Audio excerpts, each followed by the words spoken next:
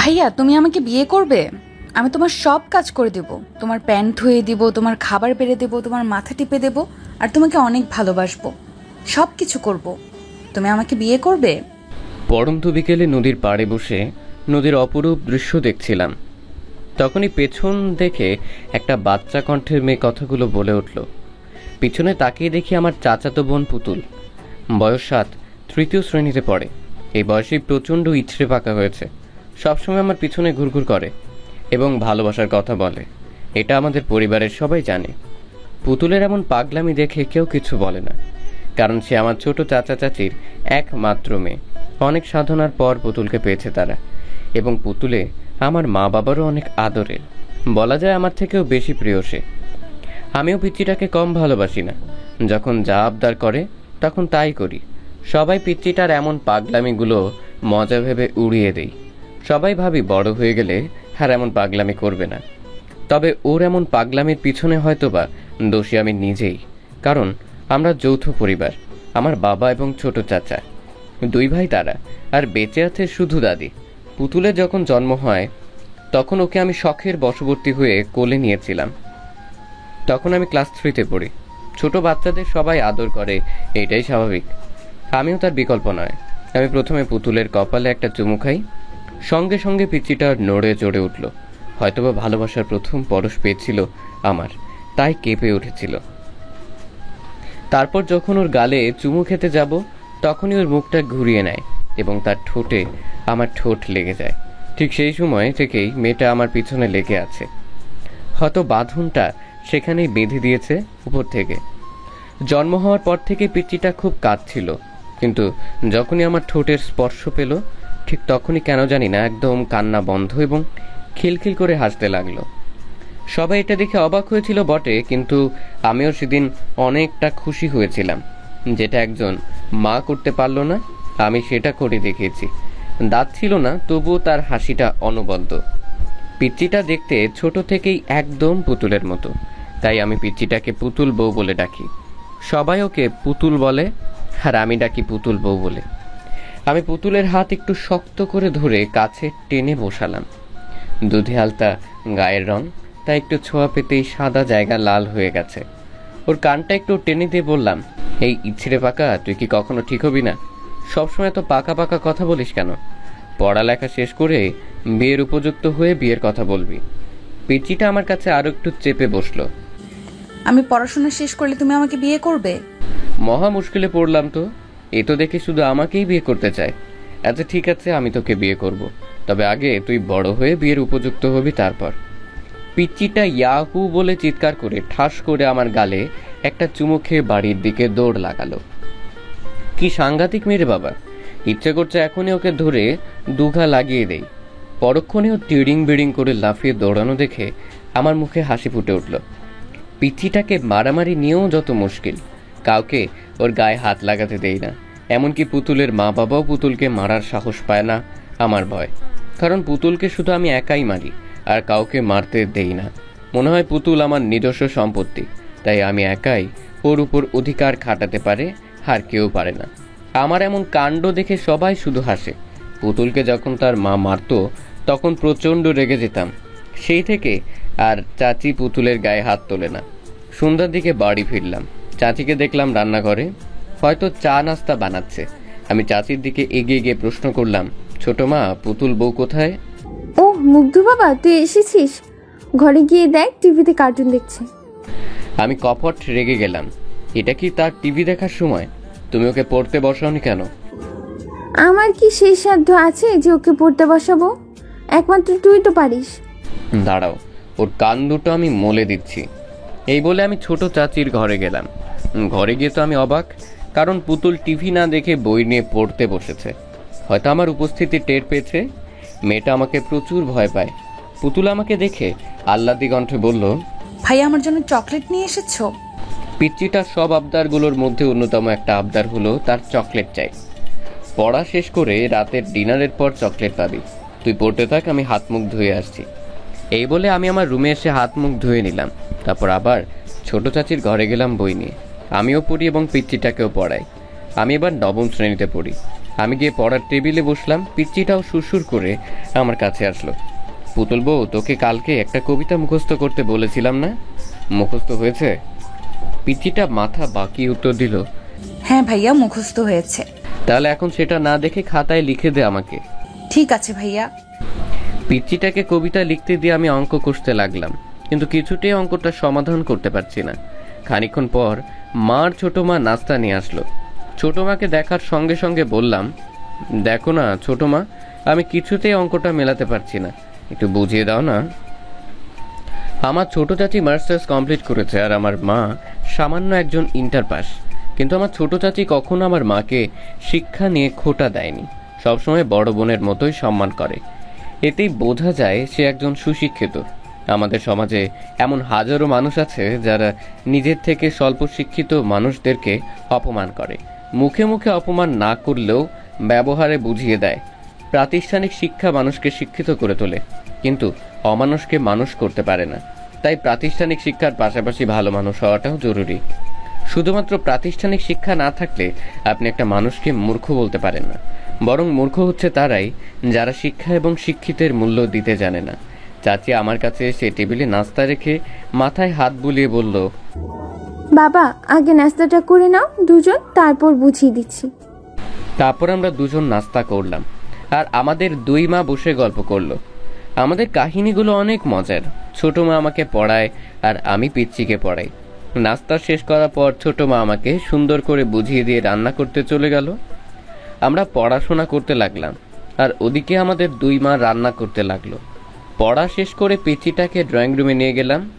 সেখানে বাবা এবং চাচু খুশ গল্পে মেতে রয়েছে। চাচু একজন ব্যাংকার আর আমার বাবা উচ্চ বিদ্যালয়ের প্রধান শিক্ষক। আমরা গিয়ে তাদের পাশে বসলাম। বাবা পিচ্চিটাকে কোলে তুলে নিল। তোমাদের পড়া শেষ হলো মামনি? পিচ্চিটা এখন একটা ভুবন ভুলোনো হাসি দিয়ে উত্তর দিল, হ্যাঁ বড় বাবা, আমার পড়া শেষ হয়েছে। জানো বড় বাবা আজ কি হয়েছে? কই না তো মামনি, তুমি বলো কি হয়েছে। আজকে ভাইয়াকে পড়া ধরেছিলাম, ভাইয়া পারেনি, কিন্তু আমি পেরেছি।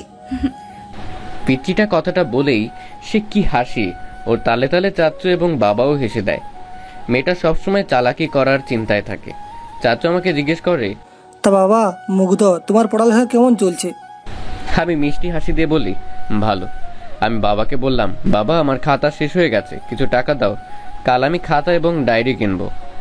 বাবা বলল, আচ্ছা কাল সকালে তোমার মায়ের কাছে নিও। এভাবে আমরা চারজন মিলে আড্ডা দিলাম খানিকক্ষণ। তারপর মায়ের ডাক পড়লো খাওয়ার জন্য। সবাই খাবার টেবিলে গিয়ে বসলাম। খাবার খেতে খেতে পিচ্চিটা হঠাৎ বলে ওঠে, মা তুমি জানো ভাইয়া আমাকে আজ কি বলেছে? পুতুলের কথা শুনে আমি বিষম খেলাম। কি না কি বলে প্যাচ লাগিয়ে দেয় কে জানে। মেয়েটা মাঝে মাঝে এমন কথা বলে, ওর কথা শুনে হার্ট অ্যাটাক হওয়ার মতো অবস্থা হয়।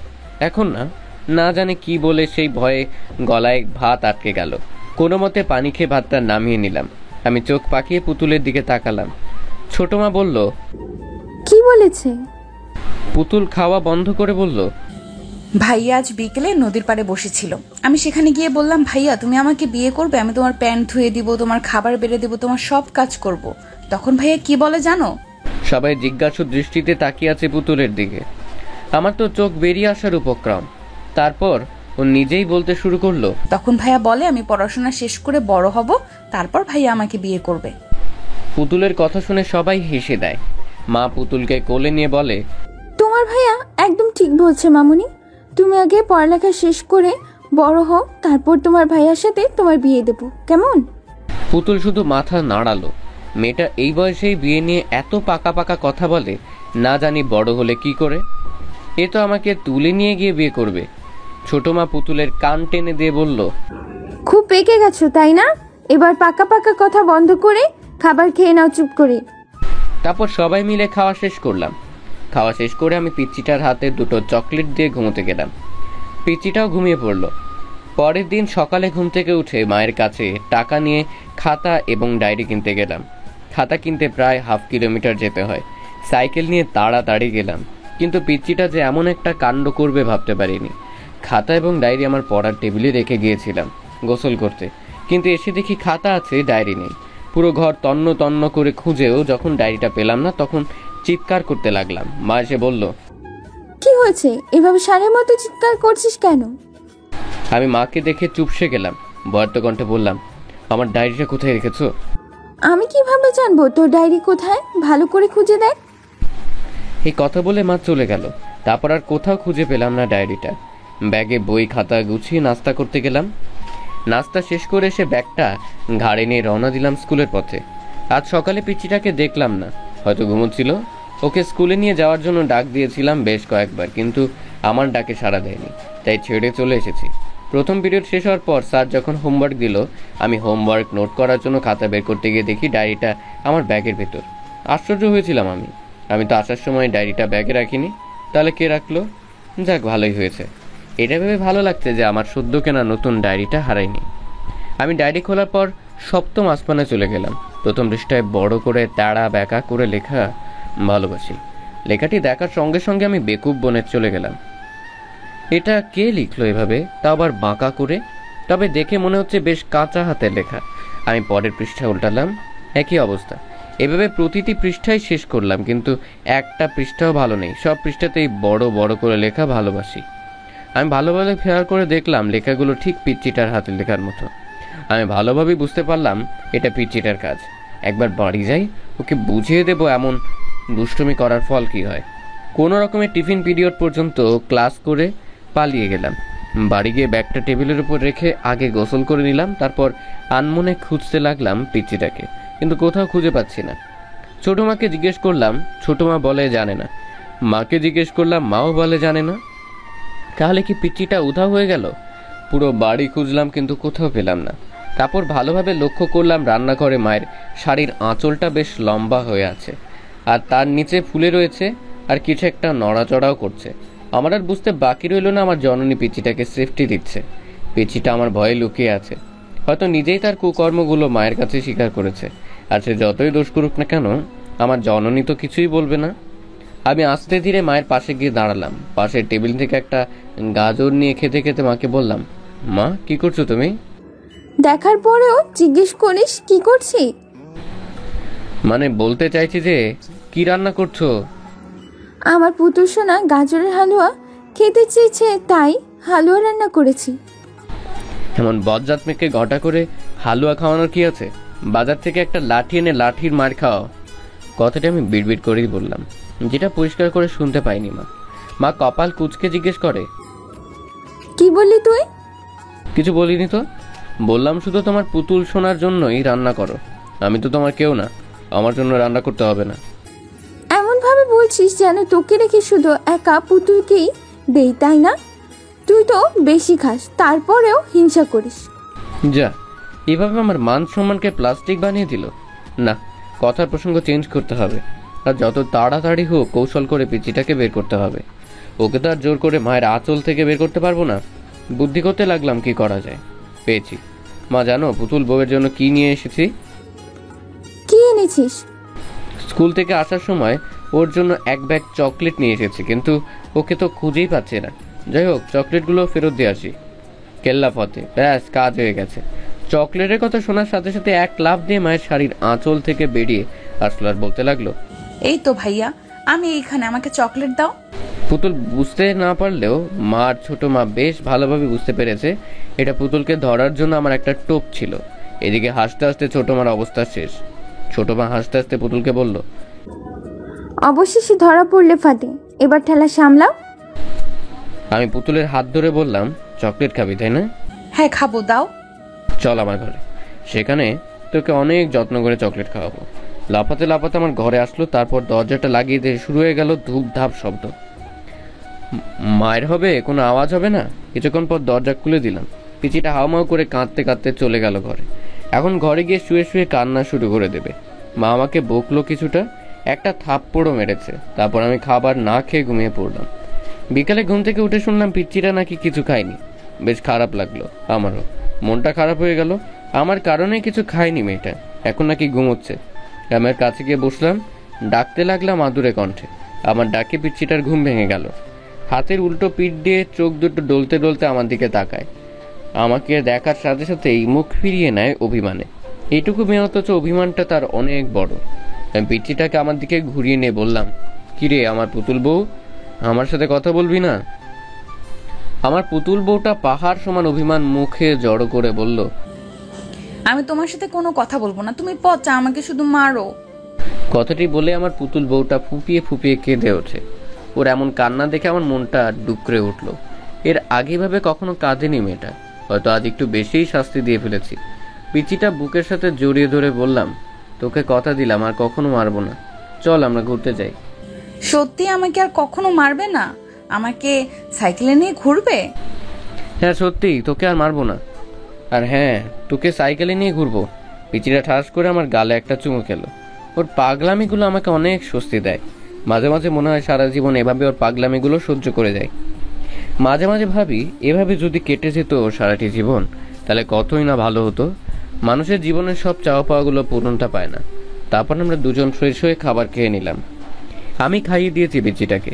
খাওয়ার সময় আমার আঙ্গুলে কামড় দিয়েছিল। কামড় দেওয়ার পর সে কি খুশি খিলখিল করে হাসছিল। হাসতে হাসতে গলায় ভাত আটকে গিয়েছে। তারপর হাসা বাদ দিয়ে একাধারে কাশতে লাগলো। শয়তানদের অবস্থা মনে হয় এমনই হয়, বেশি বাদরামি করলে যা হয় আর কি।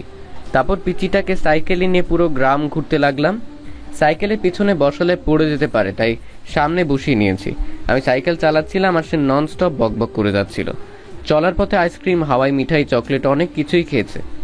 আমার পকেটের 12টা বেজে গিয়েছে অলরেডি। ওর অভিমান ভাঙাতে গেলে আমার পকেটের 12টা বাজেই সব সময়। সবশেষে আমার পুতুল বউয়ের আবদার হলো তাকে কাঁচের চুড়ি কিনে দিতে হবে। আমি ওকে বললাম, এখন কাঁচের চুড়ি কোথায় পাবো? আশপাশে তো কোনো দোকান নেই। পেঁচেটা সামনের দিকে হাত বাড়িয়ে বলল, ওই দেখো ফেরিওয়ালা আমাদের দিকেই আসছে। যেখানে বাঘের ভয় সেখানেই সন্ধে হয়। ফেরিওয়ালাকে কি এক্ষুনি আসতে হলো? কি আর করা, বাধ্য হয়ে কিনে দিলাম কাচের চুড়ি। শখ করে যখন চেয়েছে তখন আর না করি কি করে? পিচিটার মুখের হাসিটাই যে আমার সব কিছু। ওর ভুবন ভুলানো হাসিটা দেখলে কেন জানি না আমার মনটা ঠান্ডা হয়ে যায়। আচ্ছা, আমি কি পিচিটাকে ভালোবাসি নাকি বোনের মতোই ভালোবাসি? রাতে ঘুমোচ্ছিলাম একদিন, রাত প্রায় 1টা বাজে। হঠাৎ কারো কান্নার শব্দ পেয়ে ঘুম ভেঙে যায় আমার, কিন্তু কে কাঁদছে বুঝে উঠতে পারছি না। আমি ঘর থেকে বের হয়ে গেলাম। শব্দটা ছোট মায়ের ঘর থেকে আসছে। এত রাতে কে কাঁদছে? দরজা খোলার বাতিও চালু আছে। গিয়ে দেখি সেখানে মা বাবাও আছে পুতুলের পাশে বসে। ছোট মা পুতুলের মাথায় হাত বুলিয়ে দিচ্ছে আর কাঁদছে, আর মা পুতুলের মাথায় পানি দিয়ে দিচ্ছে। তাহলে কি পুতুলের কিছু হয়েছে? আমি দৌড়ে পুতুলের কাছে গিয়ে দাঁড়ালাম। বেশ উত্তেজিত কণ্ঠেই প্রশ্ন ছুড়লাম, ছোট মা কি হয়েছে পুতুলের? আর তুমি কাঁদছো কেন? ছোট মা কিছু বলার আগেই চাচ্চু বলল, তেমন কিছু না, একটু জ্বর এসেছে শুধু।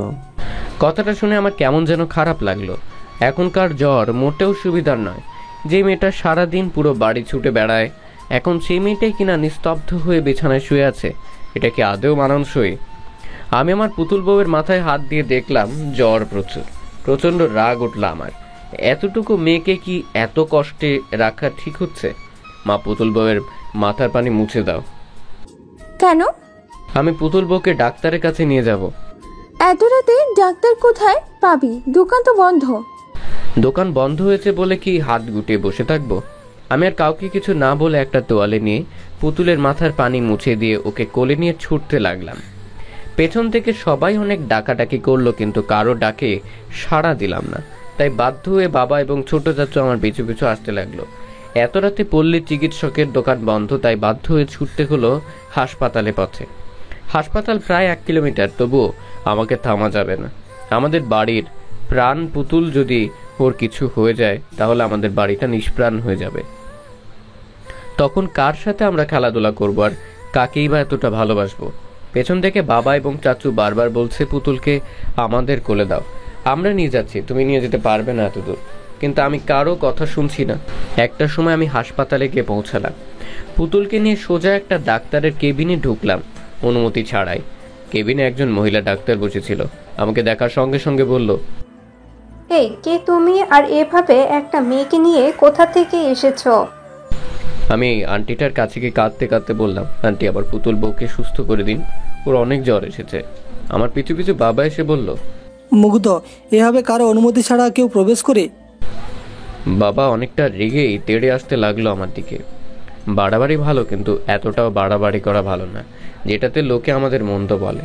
ডাক্তার আন্টি বাবাকে থামিয়ে দিয়ে বলে, থাক, ছেলেটাকে আর কিছু বলবেন না। আমার মতে সে ভুল করেনি। সে হয়তো তার পুতুল বউকে খুব ভালোবাসে, তাই কুলকিনারা হারিয়ে ফেলেছে। এই ভালোবাসাটা মেয়েটির জন্য প্রয়োজন। তারপর ডাক্তার আন্টি পুতুলকে দেখলো, জ্বর মেপে দেখলো 101 ডিগ্রি জ্বর। তারপর ডাক্তার আন্টি ওষুধ লিখে দিল। আমরা হাসপাতাল থেকে বের হয়ে ফার্মেসি থেকে ওষুধ নিলাম। তারপর বাড়িতে আসলাম। সেই রাতে পুতুল আমার সাথে ঘুমিয়েছিল।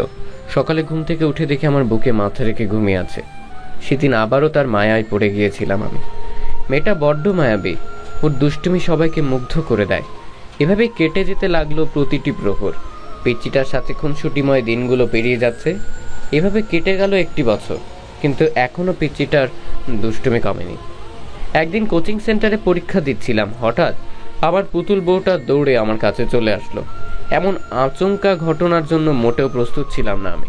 স্যার তো রেগে আগুন, আমাকে অনেক বকাঝকা করে ক্লাস থেকে বের করে দিল। আমি মন খারাপ করে পিচ্চিটাকে নিয়ে কোচিংয়ের বাইরে বের হয়ে আসি। একটা খোলা মাঠে নদীর ধারে পিচ্চিটাকে নিয়ে গেলাম। আজ কেন জানি না পিচ্চিটার উপর রাগ করতে পারলাম না, পিচ্চিটাকে মারতে পারলাম না, কারণ ওকে কথা দিয়েছিলাম যে আর কখনো ওকে মারবো না। আমি ওর সামনে হাঁটু গেড়ে বসে ওর গালে হাত রেখে বলি, কিরে পুতুল বউ, এভাবে কোচিংয়ের ভেতর দৌড়ে এসেছিস কেন? পিচ্চিটা আমার প্রত্যুত্তর না করে ফিক করে হেসে দেয়। আমি ওর হাসির রহস্যটা বুঝে উঠতে পারলাম না। বেকুবের মতো প্রশ্ন ছুড়লাম, কি হয়েছে ভাবে হাসছিস কেন? তুমি এখনো দেখোনি? আশ্চর্য, পিচ্চিটা কি দেখার কথা বলছে? তুই কি দেখার কথা বলছিস? এবার পিচ্চিটা দাঁত কেলিয়ে দেখালো ওর 2টো দাঁত নেই, তার মানে দাঁত পড়েছে। ওর ফোকলা দাঁতের হাসিটা অসম্ভব সুন্দর লাগছে। মোহনীয় সৌন্দর্যের হাসি তার, দেখলে ভরে মন। ভালোবেসে এভাবেই তাকে করতে চাই আপন। আমি পিচ্চিটাকে রাগানোর জন্য বললাম, কিরে তোর তো 2টো দাঁত নেই, ইঁদুরে নিয়ে গেছে, এখন তার তোর দাঁত উঠবে না, কি করবি তাহলে? পিচ্চিটা আমাকে অবাক করে দিয়ে বলল, কে বলেছে তোমাকে আমার দাঁত ইঁদুর নিয়ে গেছে? আমার দাঁত তো আমার কাছেই আছে। এই বলে পিচ্চিটা তার হাতের মুঠো খুলে আমাকে দেখালো। কি আশ্চর্য ঘটনা, 2টো দাঁত নিয়ে এসেছে সে আমাকে দেখানোর জন্য। কেমন শয়তান মেয়ে, মানুষ দাঁত ইঁদুরের গর্তে কিংবা ঝোপঝাড়ে ফেলে দেয়, কিন্তু এই মেয়েটা দাঁত হাতে নিয়ে ঘুরে বেড়াচ্ছে। ভাবা যায় এগুলো। পিচ্চিটা আবার বলতে লাগলো, তুমি তো বললে আমার দাঁত ইঁদুর নিয়ে গেছে, কিন্তু আমি ইঁদুরকে আমার দাঁত দেইনি, আমার দাঁত আমি আমার কাছে রেখে দিয়েছি। আমার অপমান আমাকেই ফিরিয়ে দিল। তারপর পিচ্চিটাকে নিয়ে নানান জায়গায় ঘুরে বেড়ালাম। পিচ্চিটা আবদার করলো সে নাকি পার্কে যাবে, আমি নিয়েও গেলাম। সে শুধু আমার সাথে ঘুরছে, কিন্তু কিছু খেতে চায় না। কিরে কিছু খাবে? পিচ্চিটা মাথা নাড়িয়ে না সূচক উত্তর দেয়। মুখে না বললেও মন কি চায় সেটা আমার ভালোভাবেই জানা আছে। সে হয়তো একটু বুঝতে শিখেছে আমার অবস্থাটা। সে হয়তো বুঝতে পেরেছে আমি ইনকাম করি না, তাই তো এখন আর বেশি আবদার করে না। আমি ওকে একটা আইসক্রিমের দোকানে নিয়ে গিয়ে আইসক্রিম কিনে দিলাম। আমার পুতুল বউটা মহানন্দে আইসক্রিম খেতে লাগলো। তারপর পিচ্চিটাকে একটা দোলনায় বসিয়ে দোল খাওয়ালাম। সন্ধ্যালোকে বাড়ির পথে রওনা দিই। সেই দিনের পর থেকে আর কখনোই সেই কোচিং সেন্টারে যায়নি। যে শিক্ষক একটা ছোট্ট শিশুকে ভালোবাসতে জানে না, স্নেহ করতে জানে না, সেই শিক্ষকের শিক্ষার আমার কোনো প্রয়োজন নেই। মানুষ মানুষকে ছোট করে, এটা কেমন শিক্ষা? শুধু প্রাতিষ্ঠানিক শিক্ষায় শিক্ষিত হলে হয় না, প্রকৃত শিক্ষিত হওয়ার জন্য একজন ভালো মানুষ হওয়া জরুরি। প্রকৃত অর্থে তারাই শিক্ষিত যারা নিজের বিবেকের কাছে নত হয়ে মানুষকে যাচাই করতে জানে। যে শিক্ষা মানুষকে অহংকারী করে তোলে, সে শিক্ষার আবার কোনো প্রয়োজন নেই। আমরা প্রতিবাদী হব, কখনো অন্যায়ের কাছে আপোষ করব না। আস্তে ধীরে আমরা যতই বড় হতে থাকি ততই আমাদের পাগলামিগুলো যেন বেড়েই চলেছে। এখন আমি ইন্টার 2nd ইয়ারে পড়ি, আর পিচ্চিটা 6-এ। সবসময় দুষ্টুমি না করলে যেন পিচ্চিটার শান্তি নেই। আজ পর্যন্ত কতগুলো ছেলে মেয়েদের সম্পর্ক ভেঙে দিয়েছে তার কোনো হিসেব নেই। এই তো কিছুদিন আগের কথা, একটা পার্কে 2জন কপতি বসে চুটিয়ে প্রেম করছিল। একদম মাখামাখি অবস্থা তাদের। এটা দেখার পর পিচ্চিটা আমাকে বলে, ভাইয়া দেখেছো শয়তান দুটো পার্কের ভেতরে কি করছে? যার যেটা ইচ্ছে করুক, তাতে তোর কি? তুই ঘুরতে এসেছিস, ঘুরবি, ফিরবি, তারপর বাসায় ফিরে যাবি। তা তো হয় না ভাইয়া, দেখো কি করি। এই বলে পিচ্চিটা দৌড়ে সেই কপতির কাছে গেল। আমি পেছন থেকে এত ডাকলাম, কিন্তু আমার ডাকে সাড়া দিল না। না জানে কি কাণ্ড বাঁধিয়ে বসে পিচ্চিটা। আমার কোনো কথাই শোনে না, সব সময় শয়তানি করে, বড্ড বেশি দুষ্টু হয়েছে। পুতুল একদম তাদের সামনে গিয়ে দাঁড়ালো, পাকা বুড়িদের মতো কোমরে হাত দিয়ে বলতে লাগলো, ভাইয়া তুমি এখানে, আর আমার আপু তোমার জন্য অপেক্ষা করছে। পুতুলকে দেখে তারা দুজন একটু সরে হয়ে বসে। তারা পুতুলের কথায় অবাক হয়েছে বটে, ছেলেটি কিছু বলার আগেই মেয়েটি বলে উঠল, তোমার আপু ওর জন্য অপেক্ষা করছে কেন? পুতুল কপট রাগে মেয়েটিকে উত্তর দেয়, এই মেয়ে কে তুমি? আমাদের শালি দুলা ভাইয়ের মাঝে কথা বলছো? ছেলেটা শুধু বেকুবের মতো পুতুলের কাণ্ড দেখছে, কিছু যে বলবে সেই সুযোগও পাচ্ছে না। এবার মেয়েটা চোখ গরম করে ছেলেটার দিকে তাকায়। ছেলেটা তো ভয়ে শেষ, ঢোক গিলতে লাগলো। মেয়েটা ছেলেটার কলার ধরে বলে, কে এই মেয়েটা? আমার তো কোনো ছোট বোন নেই, তাহলে তোকে দুলাভাই বলে ডাকছে কেন?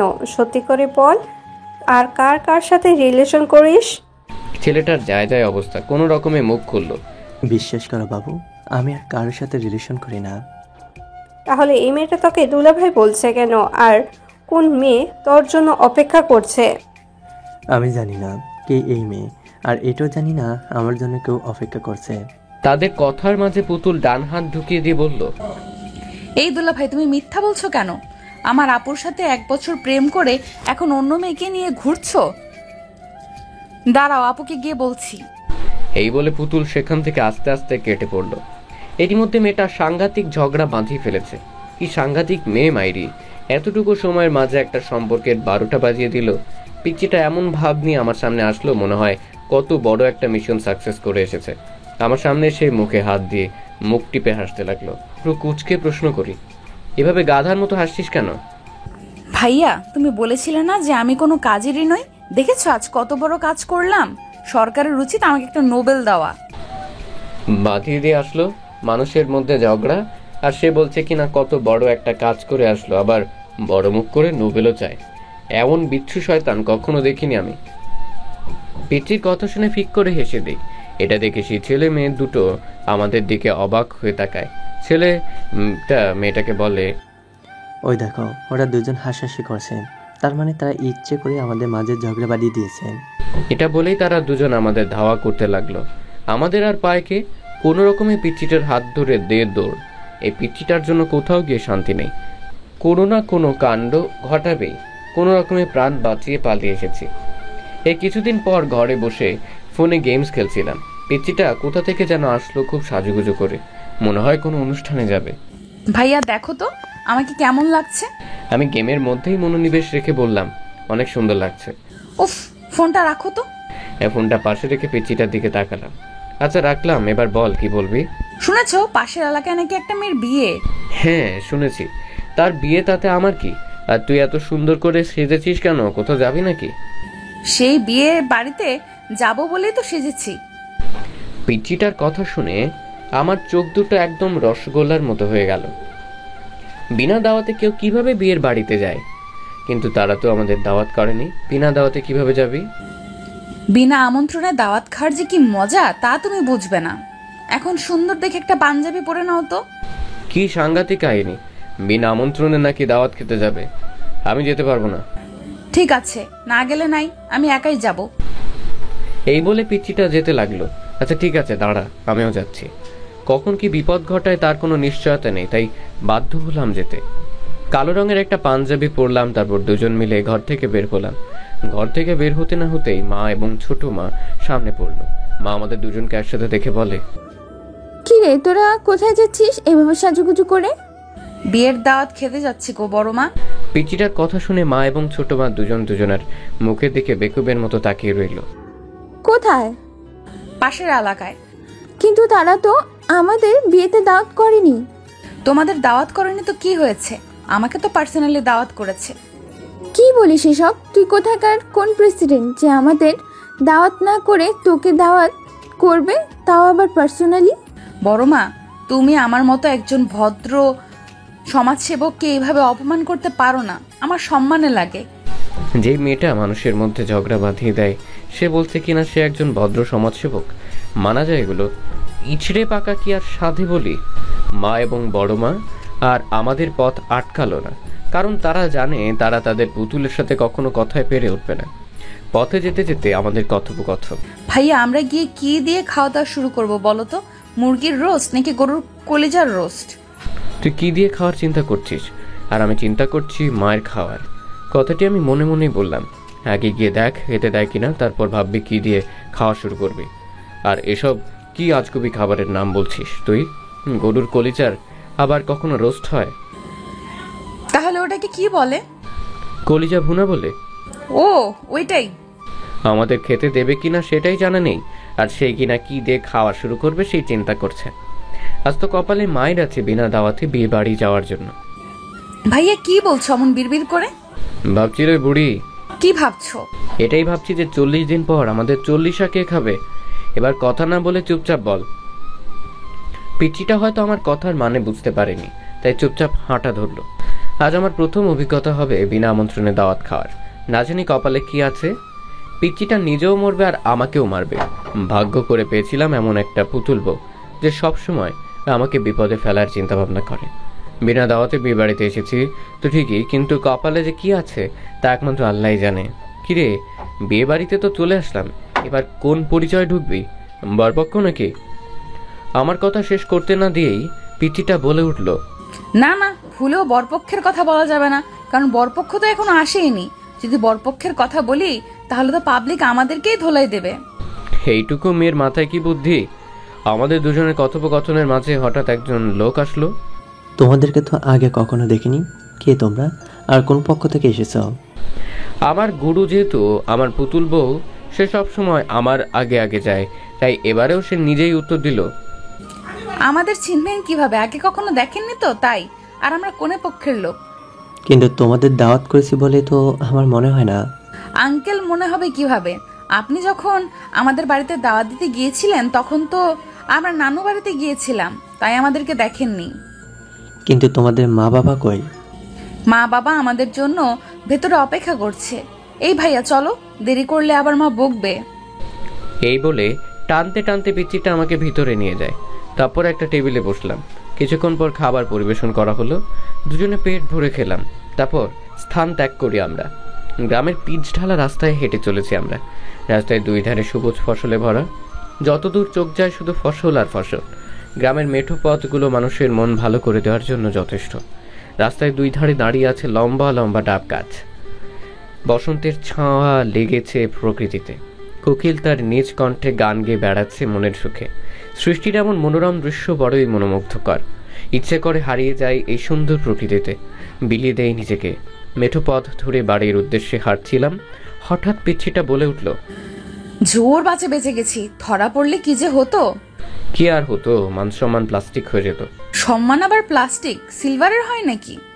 পিচ্ছিটার এমন পাকনামি কথা শুনে ওর কানটা টেনে ধরলাম। উফ ভাইয়া, লাগছে, ছাড়। লাগার জন্যই তো ধরেছি। এত পাকা পাকা কথা বলিস কেন? পাকা পাকা কথা কখন বললাম? আমি তো ঠিকই বলেছি। তুমি কখনো দেখেছো মান সম্মান প্লাস্টিকের হয় বা সিলভারের হয়? দেখোনি, তাই তো? তাহলে বলো আমার ভুলটা কোথায়? পিচ্ছির এমন অকাট্য যুক্তি শুনে আমি স্তব্ধ, তবু কান ছাড়লাম না তার। এবার একটু জোরেই টেনে ধরেছি। ভাইয়া ছাড়, খুব ব্যথা করছে।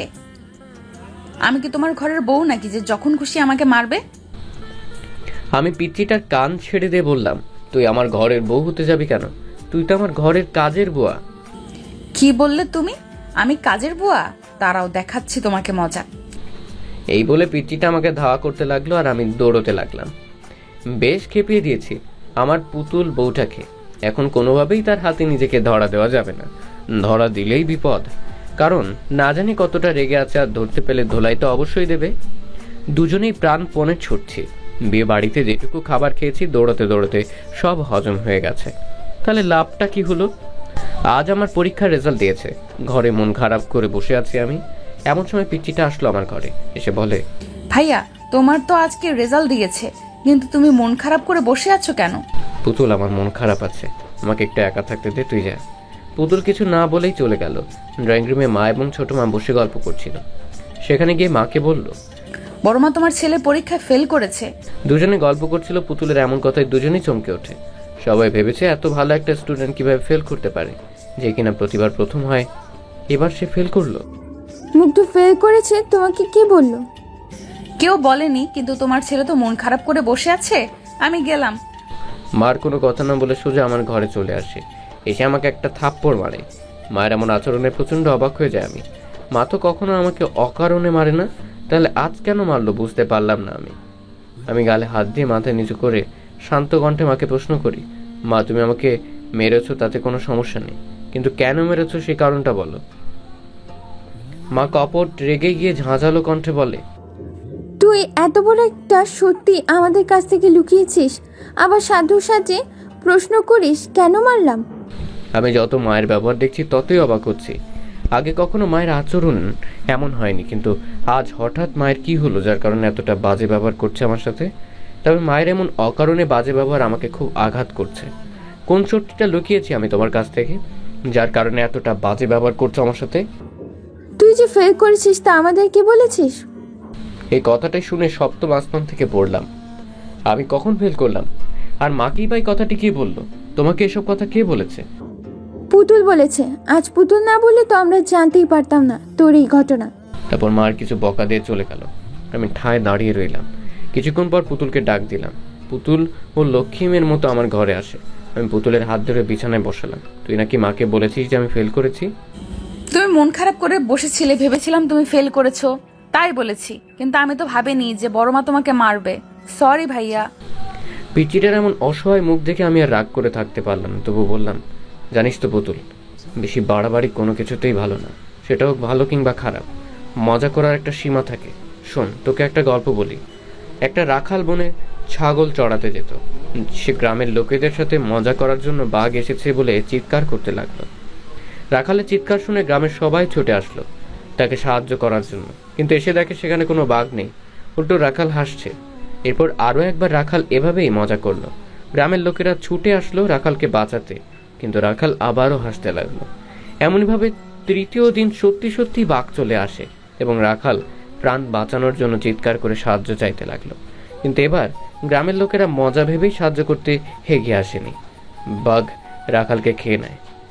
এই গল্পটি শুনে তুই কি বুঝলি? ভাইয়া তোমার খুব লেগেছে তাই না? না রে পাগলি, লাগেনি।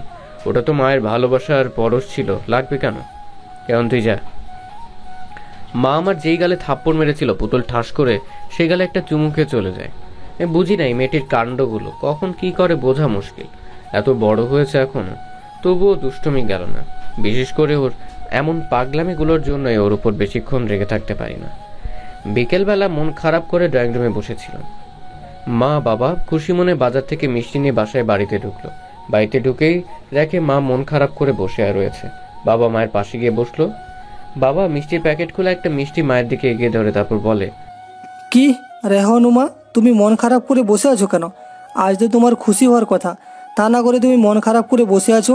এই নাও মিষ্টি খাও। মা মুখ গোমরা করে উত্তর দেয়, আর মিষ্টি কিসের জন্য খুশি হব বলো? মায়ের কথা শুনে বাবা কিছুটা অবাক হয়। কিসের জন্য খুশি হবে মানে? তোমার ছেলে পরীক্ষায় ফেল করেছে তার জন্য খুশি হব? বাবা মনে মনে ভাবছে, রেহানুমা কি মাতাল হয়ে গেছে নাকি যে এসব আবল তাবল বকছে।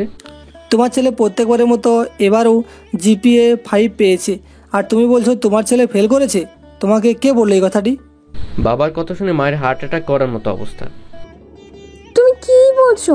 আমাদের মুগ্ধ ফেল করেনি, তাহলে যে পুতুল বলল মুগ্ধ ফেল করেছে, তাই তো আমি ওকে গিয়ে বকাঝকা করলাম। ছেলেটা মন খারাপ করে না খেয়ে বসে আছে।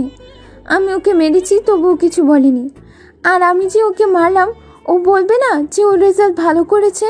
তা না করে মুখ বুজে সব সহ্য করে নিল। এটা তুমি অন্যায় করেছো।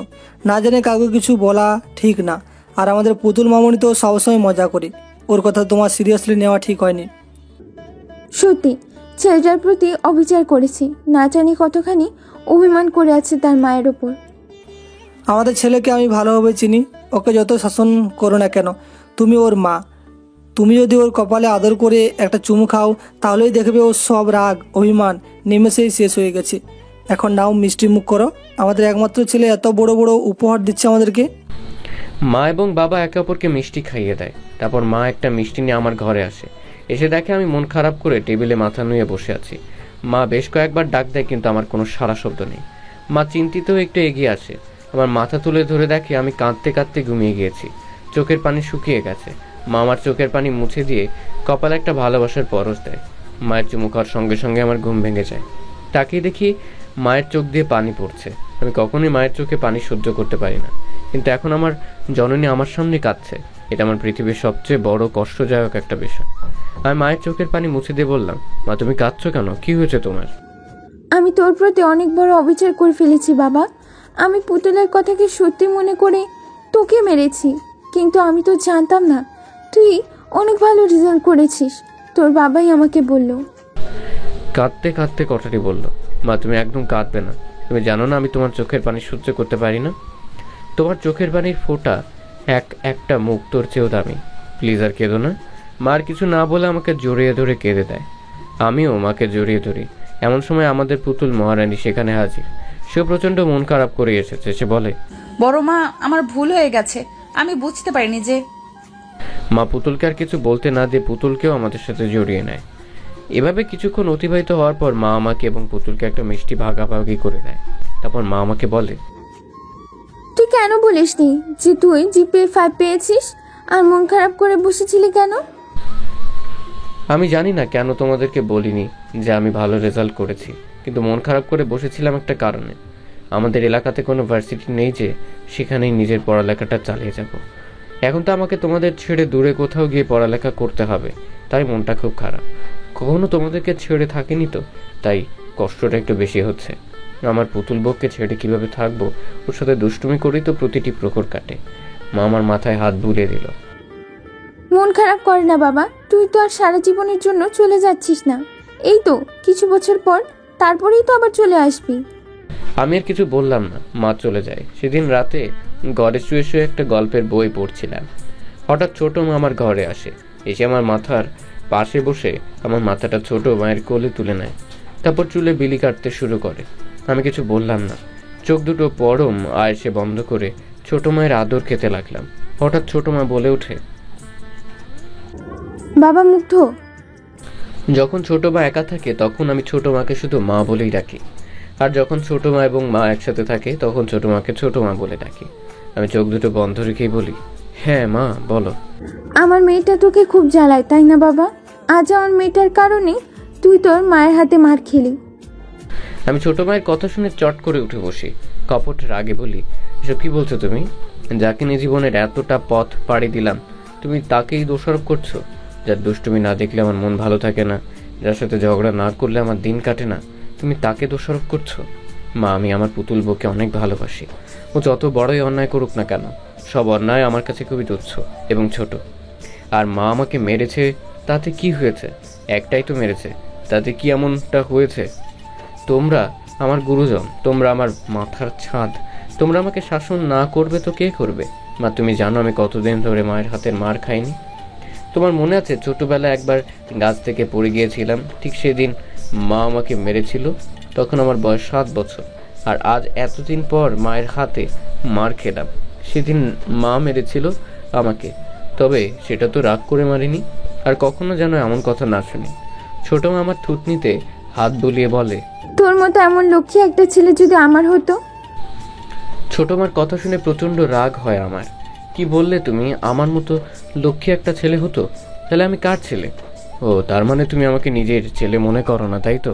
ঠিক আছে, যাও, আমার ঘর থেকে তোমার সাথে আর কোনো কথা নেই। এই বলে আমি মুখ ঘুরিয়ে বসলাম।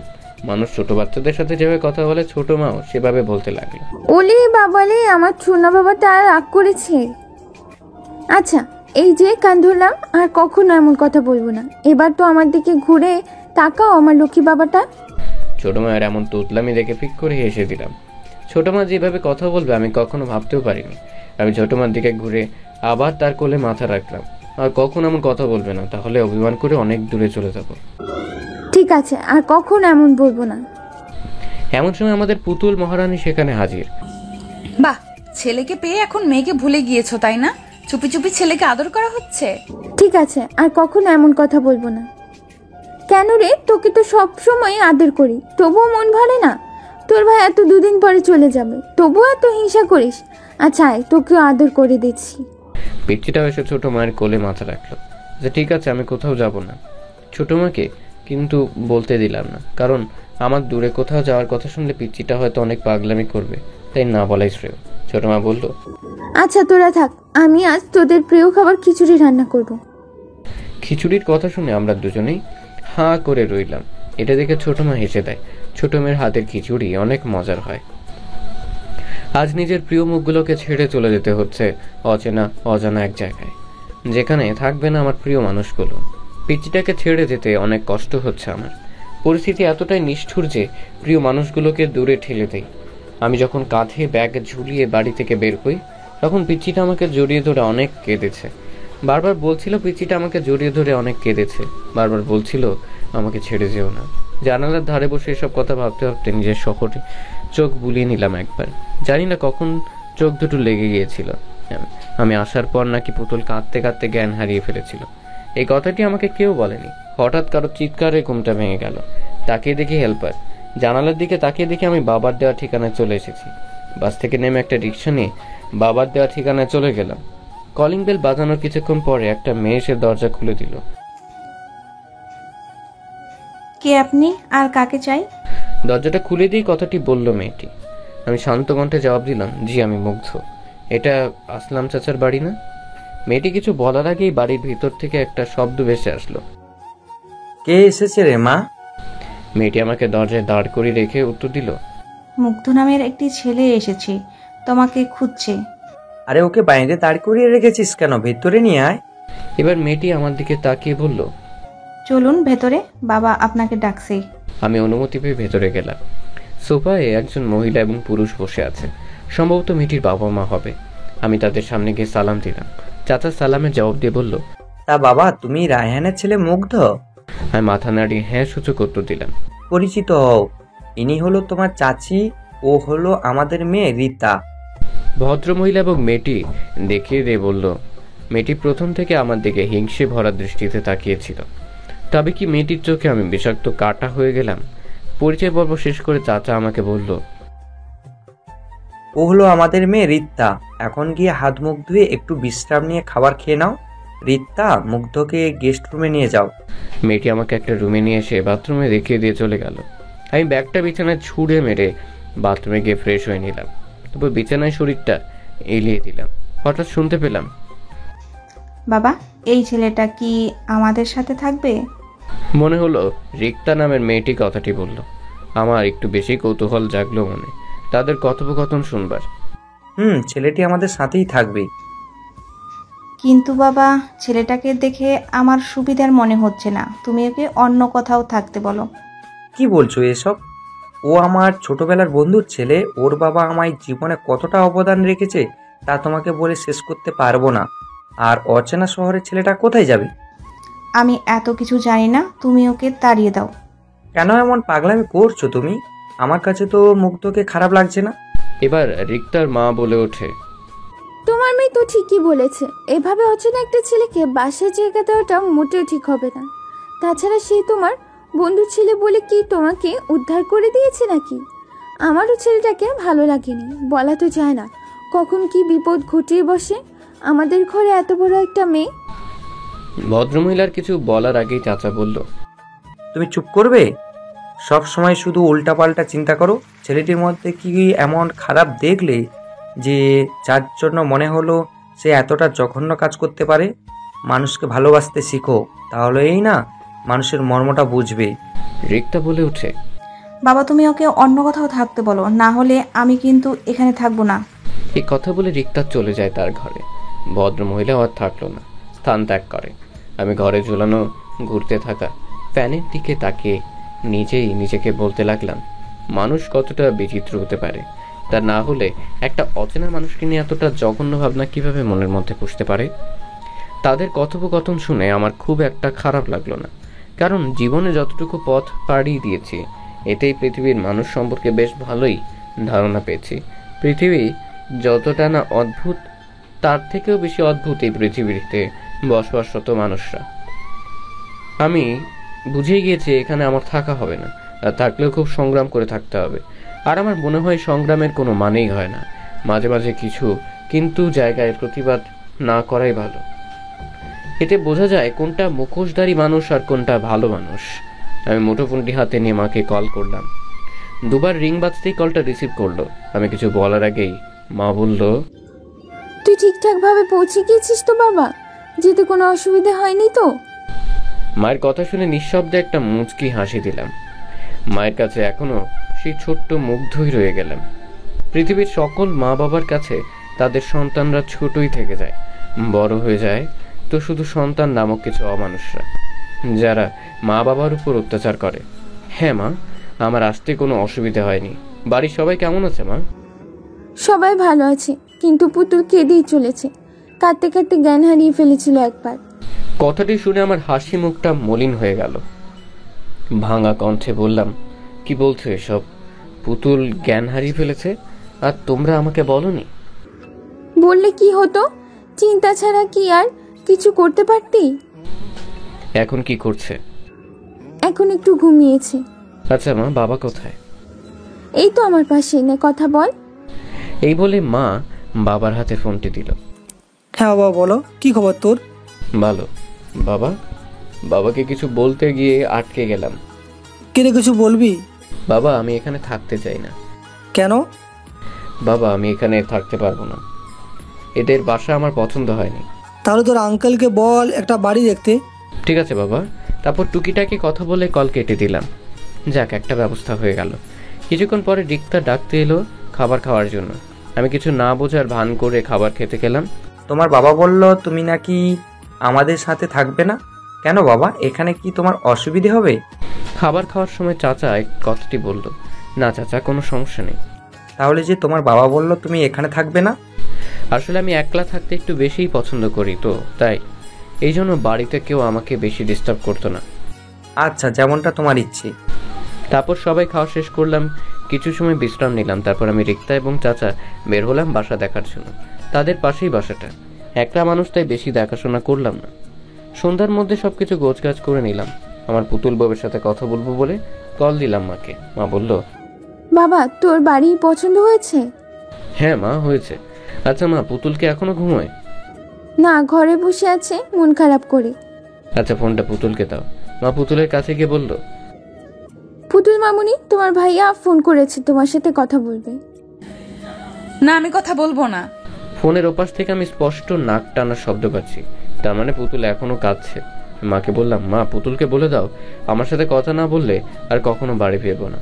মা পুতুলকে কথাটি বলার সঙ্গে সঙ্গে পুতুল চিৎকার দিয়ে ফোনটা হাতে নিল। ফোন কানে নিয়ে শুধু কাঁদছে। পিচিটার চোখের এক এক ফোঁটা আমার বুকে তীরের মতো এসে ভিড়তে লাগলো।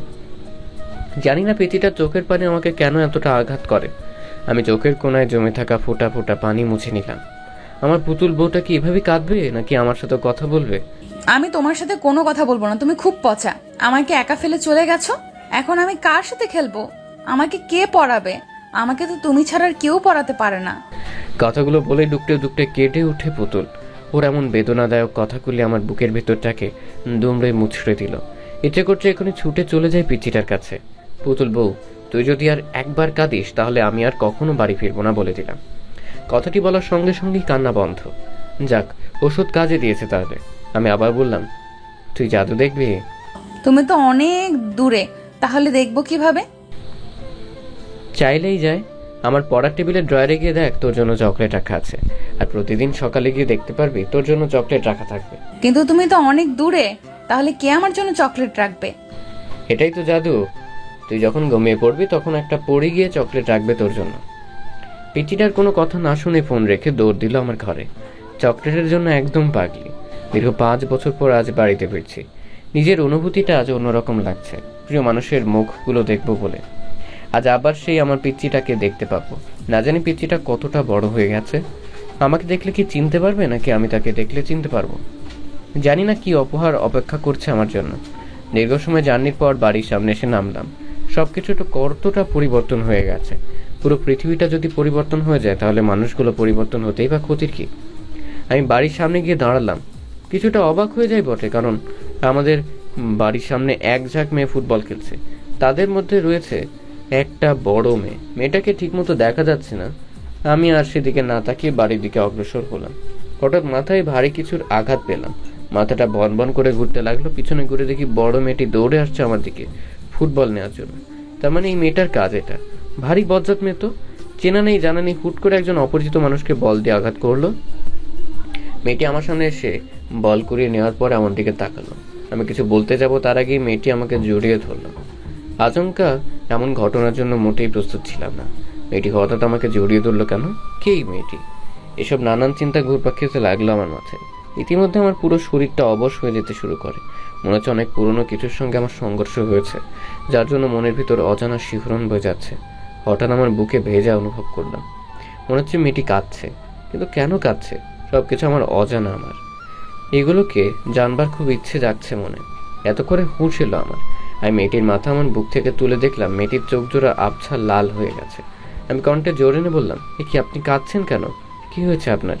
মেয়েটি আমার কথা শুনে অনেকটা অবাক হলো মনে হচ্ছে। আমিও ভাবতে লাগলাম এতটা অবাক হওয়ার কারণ। মেয়েটি কপট রেগে কোমরে 2 হাত রেখে বলল, তুমি আমাকে চিনতে পারোনি? আমাকে তুমি করে সম্বোধন করায় অনেকটা অবাক হলাম আমি। আমাকে কিছু বলার সুযোগ না দিয়ে আবার সে বলল, আজ তোমাকে মজা দেখাবো, মজা। এই বলে ফুটবল দেখে আমাদের বাড়ির ভিতর চলে গেল। আমি আরো বেশি অবাক হলাম মেয়েটির এমন হুটহাট কাজকর্ম দেখে। মেয়েটি আমাকে জড়িয়ে ধরলই বা কেন? কাঁদলই বা কেন? আর আমাদের বাড়ির ভিতরেই বা গেল কেন? সবকিছু আমার মাথা ঘুরিয়ে দিচ্ছে। হয়তো আমার পরিচিত কেউ হবে, তাই এমন আচরণ করছে, কিন্তু আমার পুতুল বউটাকে দেখতে না পেয়ে মনটা নিমিষেই খারাপ হয়ে গেল, যার জন্য মনটা সবসময় ছটফট করে এখনো তার দেখাই মিলল না। এইসব চিন্তা বাদ দিয়ে বাড়িতে সামনে এসে কলিং বেল বাজালাম। কয়েক মুহূর্ত পর ছোট মা এসে দরজা খুলে দিল। আমাকে দেখার সঙ্গে সঙ্গে ছোট মার চোখে পানি গড়িয়ে গেল। কলিজা বলে চিৎকার দিয়ে আমাকে জড়িয়ে ধরে কাঁদতে লাগলো। হয়তো এটা খুশির কান্না, এ কান্না থামাতে নেই। কলিজার শব্দটি শুনে ঘরে থাকা আমার জননীও এক প্রকার দৌড়ে চলে এলো। ছোট মা আমার কপালে গালে চুমু দিয়ে ভরিয়ে দিল। এবার মা আমাকে দেখে যেন অঝোর ধারায় চোখের পানি ফেলতে লাগলো। আমি বুঝি না মায়েরা কেন এমন হয়। সন্তানকে বহুদিন পর দেখলেই যেন কাঁদে, আর দূরে কোথাও গেলেই কেন কাঁদে। আমাকে দেখে মা একদম বরফ হয়ে গেছে। আমি একটু এগিয়ে গিয়ে মাকে পরম মমতায় জড়িয়ে ধরলাম। মা এবার হাউমাউ করে কাঁদতে লাগলো। আমি বুঝতে পারছি মায়ের কান্না থামাবো কিনা। আমি মায়ের চোখের পানি মুছিয়ে দিয়ে ভাঙা কণ্ঠে জোর এনে বললাম, মা, আমি কি তোমাদের চোখের পানি দেখার জন্য এতদূর ছুটে এলাম নাকি? তোমাদের মুখে পূর্ণিমার হাসি দেখার জন্য এসেছি। মা বুঝতে পারলে আমার কথায় অভিমানের মিশ্রণ রয়েছে, আর আমার অভিমান খুব সহজে ভাঙবার না, সেটা মা খুব ভালো করেই জানে। তাই চোখের পানি মুছে আমার কপালে একটা ভালোবাসার পরশ দিয়ে বলল, তুই আসবি এটা আমাদের বলিসনি কেন? একেবারে যেহেতু চলে এসেছি তাই ভাবলাম সারপ্রাইজ দেব। তুই এমন এমন সারপ্রাইজ দিস, মানুষের হার্ট অ্যাটাক হওয়ার মতো সারপ্রাইজ। বেশ ভারী কণ্ঠে কথাটি বলল আমার জননী। উফ মা, এসব ফালতু কথা আমার জন্য একদম পছন্দ না। আচ্ছা ঠিক আছে, আর বলবো না। নিজের মাকে পেয়ে আমাকে ভুলেই গিয়েছিস। আমি কে যে আমাকে মনে হবে? পেছন থেকে অতি জোরালো অভিমানী কণ্ঠে ছোট মা কথাটি বলল। আমি এবার মাকে ছেড়ে ছোট মাকে গিয়ে জড়িয়ে ধরি। ছোট মার কপালে শব্দ করে ছোট্ট একটা চুমু খাই। আমি জানি ছোট মা আমার উপর বেশিক্ষণ রাগ বা অভিমান করে থাকবে না। ছোট মার কাঁধে আমার 2 হাত পেঁচিয়ে বললাম, তোমরা 2 মা মিলে আমার 2টো পৃথিবী। তোমাদের কাউকেই আমি আর আলাদা চোখে দেখি না। মাকে যতটা ভালোবাসি তোমাকেও ঠিক ততটাই ভালোবাসি। তোমাদের 2 মায়ের মাঝে আমি কোনো বৈষম্য রাখি না। ছোট মামার মাথায় হাত বুলিয়ে দিয়ে বলে। আমি দুজনকেই হাসানোর জন্য বললাম, আমি ভাবতেই পারিনি তোমরা এত তাড়াতাড়ি বুড়ি হয়ে যাবে। 5 বছরেই বুড়ি হয়ে গেলাম আমরা? তা নয় তো কি, মাথার সব চুল তো পেকে গেছে, তাহলে তো বুড়ি হয়ে গেছো তোমরা, তাই না? আমার কথা শুনে আমার 2 জননী ফিক করে হেসে দেয়। 2টো চাঁদের হাসি একসাথে হলে কতটা সুন্দর হতে পারে তার বর্ণনা দেওয়ার ক্ষমতা আমি অধমের নেই। মায়েদের সাথে খুনসুটি করলেও আমার 2 চোখ যেন খুঁজে হয়রান অন্য কাউকে। আমি এসেছি পর্যন্ত এখনো আমার পুতুলের বউয়ের কোনো দেখা নেই। তোর পুতুল বউ ঘরে আছে। পিছন থেকে মায়ের কথাটা শুনে হকচকে উঠলাম আমি। বেশি ভনিতা না করে বললাম, আমি এসেছি এটা কি পুতুল বুঝতে পারিনি, নাকি বুঝেও আসছে না? তা জানি না, তবে তুই আসার কয়েক মুহূর্ত আগে মন খারাপ করে হন হন করে ঘরে গেল। মনে হয় কারোর সাথে ঝগড়া করে এসেছে। আমি লাগেজ আর কাঁধের ব্যাগটা মায়ের হাতে দিয়ে গুটি গুটি পায়ে এগিয়ে যেতে লাগলাম পিচিটার ঘরের দিকে। আমার উল্টো দিকে হয়ে ঘাপটি মেরে বসে আছে। এটা কি তার অভিযান? আমি কণ্ঠ কাঁপিয়ে ডাক দিলাম, পুতুল বউ। ডাকতে দেওয়ার সময় আমার যেন অন্তরাত্মা কেঁপে উঠল। আজ কত বছর পরে আমার সেই রেখে যাওয়া ছোট্ট পুতুলকে দেখব আমি। ভাবতে আমার মনের ভিতর সাগরের ঢেউয়ের মতো উথাল পাথাল শুরু হয়ে গেল। আমার মুখ থেকে পুতুল বউ ডাকটি শুনে পুতুল আমার দিকে ঘুরে তাকায়। সেই মেয়েটি যে আমাকে বাড়ির সামনে জড়িয়ে ধরেছিল। এবার আর অবাক হলাম না, কারণ আবছা আবছা বুঝতে পেরেছিলাম এই মেয়েটিই আমার পুতুল বউ হবে। পুতুল এবারও বিলম্ব না করে দৌড়ে এসে আমায় জড়িয়ে ধরে। এবার আমিও পরম মমতায় জড়িয়ে নিলাম আমার পুতুল বউটাকে। দীর্ঘ কয়েকটি বছর পর প্রিয় মানুষটাকে বুকে জড়িয়ে নেওয়ার অনুভূতিটা যে কতটা প্রখর তা বলে বোঝানো খুব কঠিন। রেখে গেলাম সেই ছোট্ট পুতুলকে, আর এসে যে পুতুল বউকে এতটা বড় হতে দেখব তা ভাবনায় আনা মুশকিল। আজ আমার পুতুল বউটা কতটা বড় হয়ে গেছে। হঠাৎ পুতুল নিজেকে আমার থেকে ছাড়িয়ে নিয়ে দুহাত দূরে গিয়ে দাঁড়িয়ে কোমরে হাত রাখলো। তুমি আমাকে চিনতে পারোনি? এত তাড়াতাড়ি ভুলে গিয়েছো আমাকে? কথাটি বেশ অভিমান নিয়েই বলল আমার পিচ্চিটা। জানি এখন ইমোশনাল হওয়া যাবে না, তাই পুতুল বউটাকে রাগানোর জন্য বললাম, আগে তো অনেক সুন্দরী ছিলি, এখন যে এতটা পেত্তির মতো দেখতে হবি তা তো আর জানতাম না, তাই চিনতেও পারিনি। বোমাটা মনে হয় সঠিক জায়গায় পড়েছে, এই বুঝি বোমাটা ফাটলো বলে। আমি পেতনির মতো দেখতে, তাই না? গোটা গ্রামের সবচেয়ে সুন্দরী মেয়ে আমি, আর আমাকেই বলছো পেতনি? আজ তোমার একদিন কি আমার যে কয়দিন লাগে। এই বলে পাশের টেবিলে থাকা স্টিলের স্কেল নিয়ে আমাকে ধাওয়া করতে লাগলো মারার জন্য। পুরো বাড়ি ছুটে চলেছি আমরা। সত্যি এতদিন পরে পুতুলের রাগ ভাঙাতে পেরে অনেকটাই ভালো লাগা কাজ করছে আমার মনে। আমাদের এমন ছেলে মানুষই দেখে ছোট মা মাকে বলে, এতদিন বাড়িটা যেন প্রাণহীন ছিল, আজ আমাদের খোকা আসার সাথে সাথে বাড়িটা প্রাণ ফিরে পেল। ছোট মার কথা শুনে মা একটা তৃপ্তির হাসি দিয়ে বলে, ঠিক বলেছিস ছোট, একমাত্র ছেলে মেয়ে দুটোই আমাদের বাড়ির প্রাণ। ওদের ছাড়া বাড়িটা একেবারেই নিষ্প্রাণ। ছেলেটা হুট করে এসে আমাদের চমকে দিল, আর দুজন একসাথে হয়ে কেমন খুনসুটি ও দুষ্টুমিতে মেতে উঠল। পিচ্চিটার দৌড়ানি খেয়ে আমি হাঁপিয়ে গেলাম, কিন্তু পিচ্চির হাঁপিয়ে যাওয়ার কোনো নামগন্ধ নেই মাত্র। একটা সময় না পেরে আমি সোফায় ধপ করে বসে পড়লাম।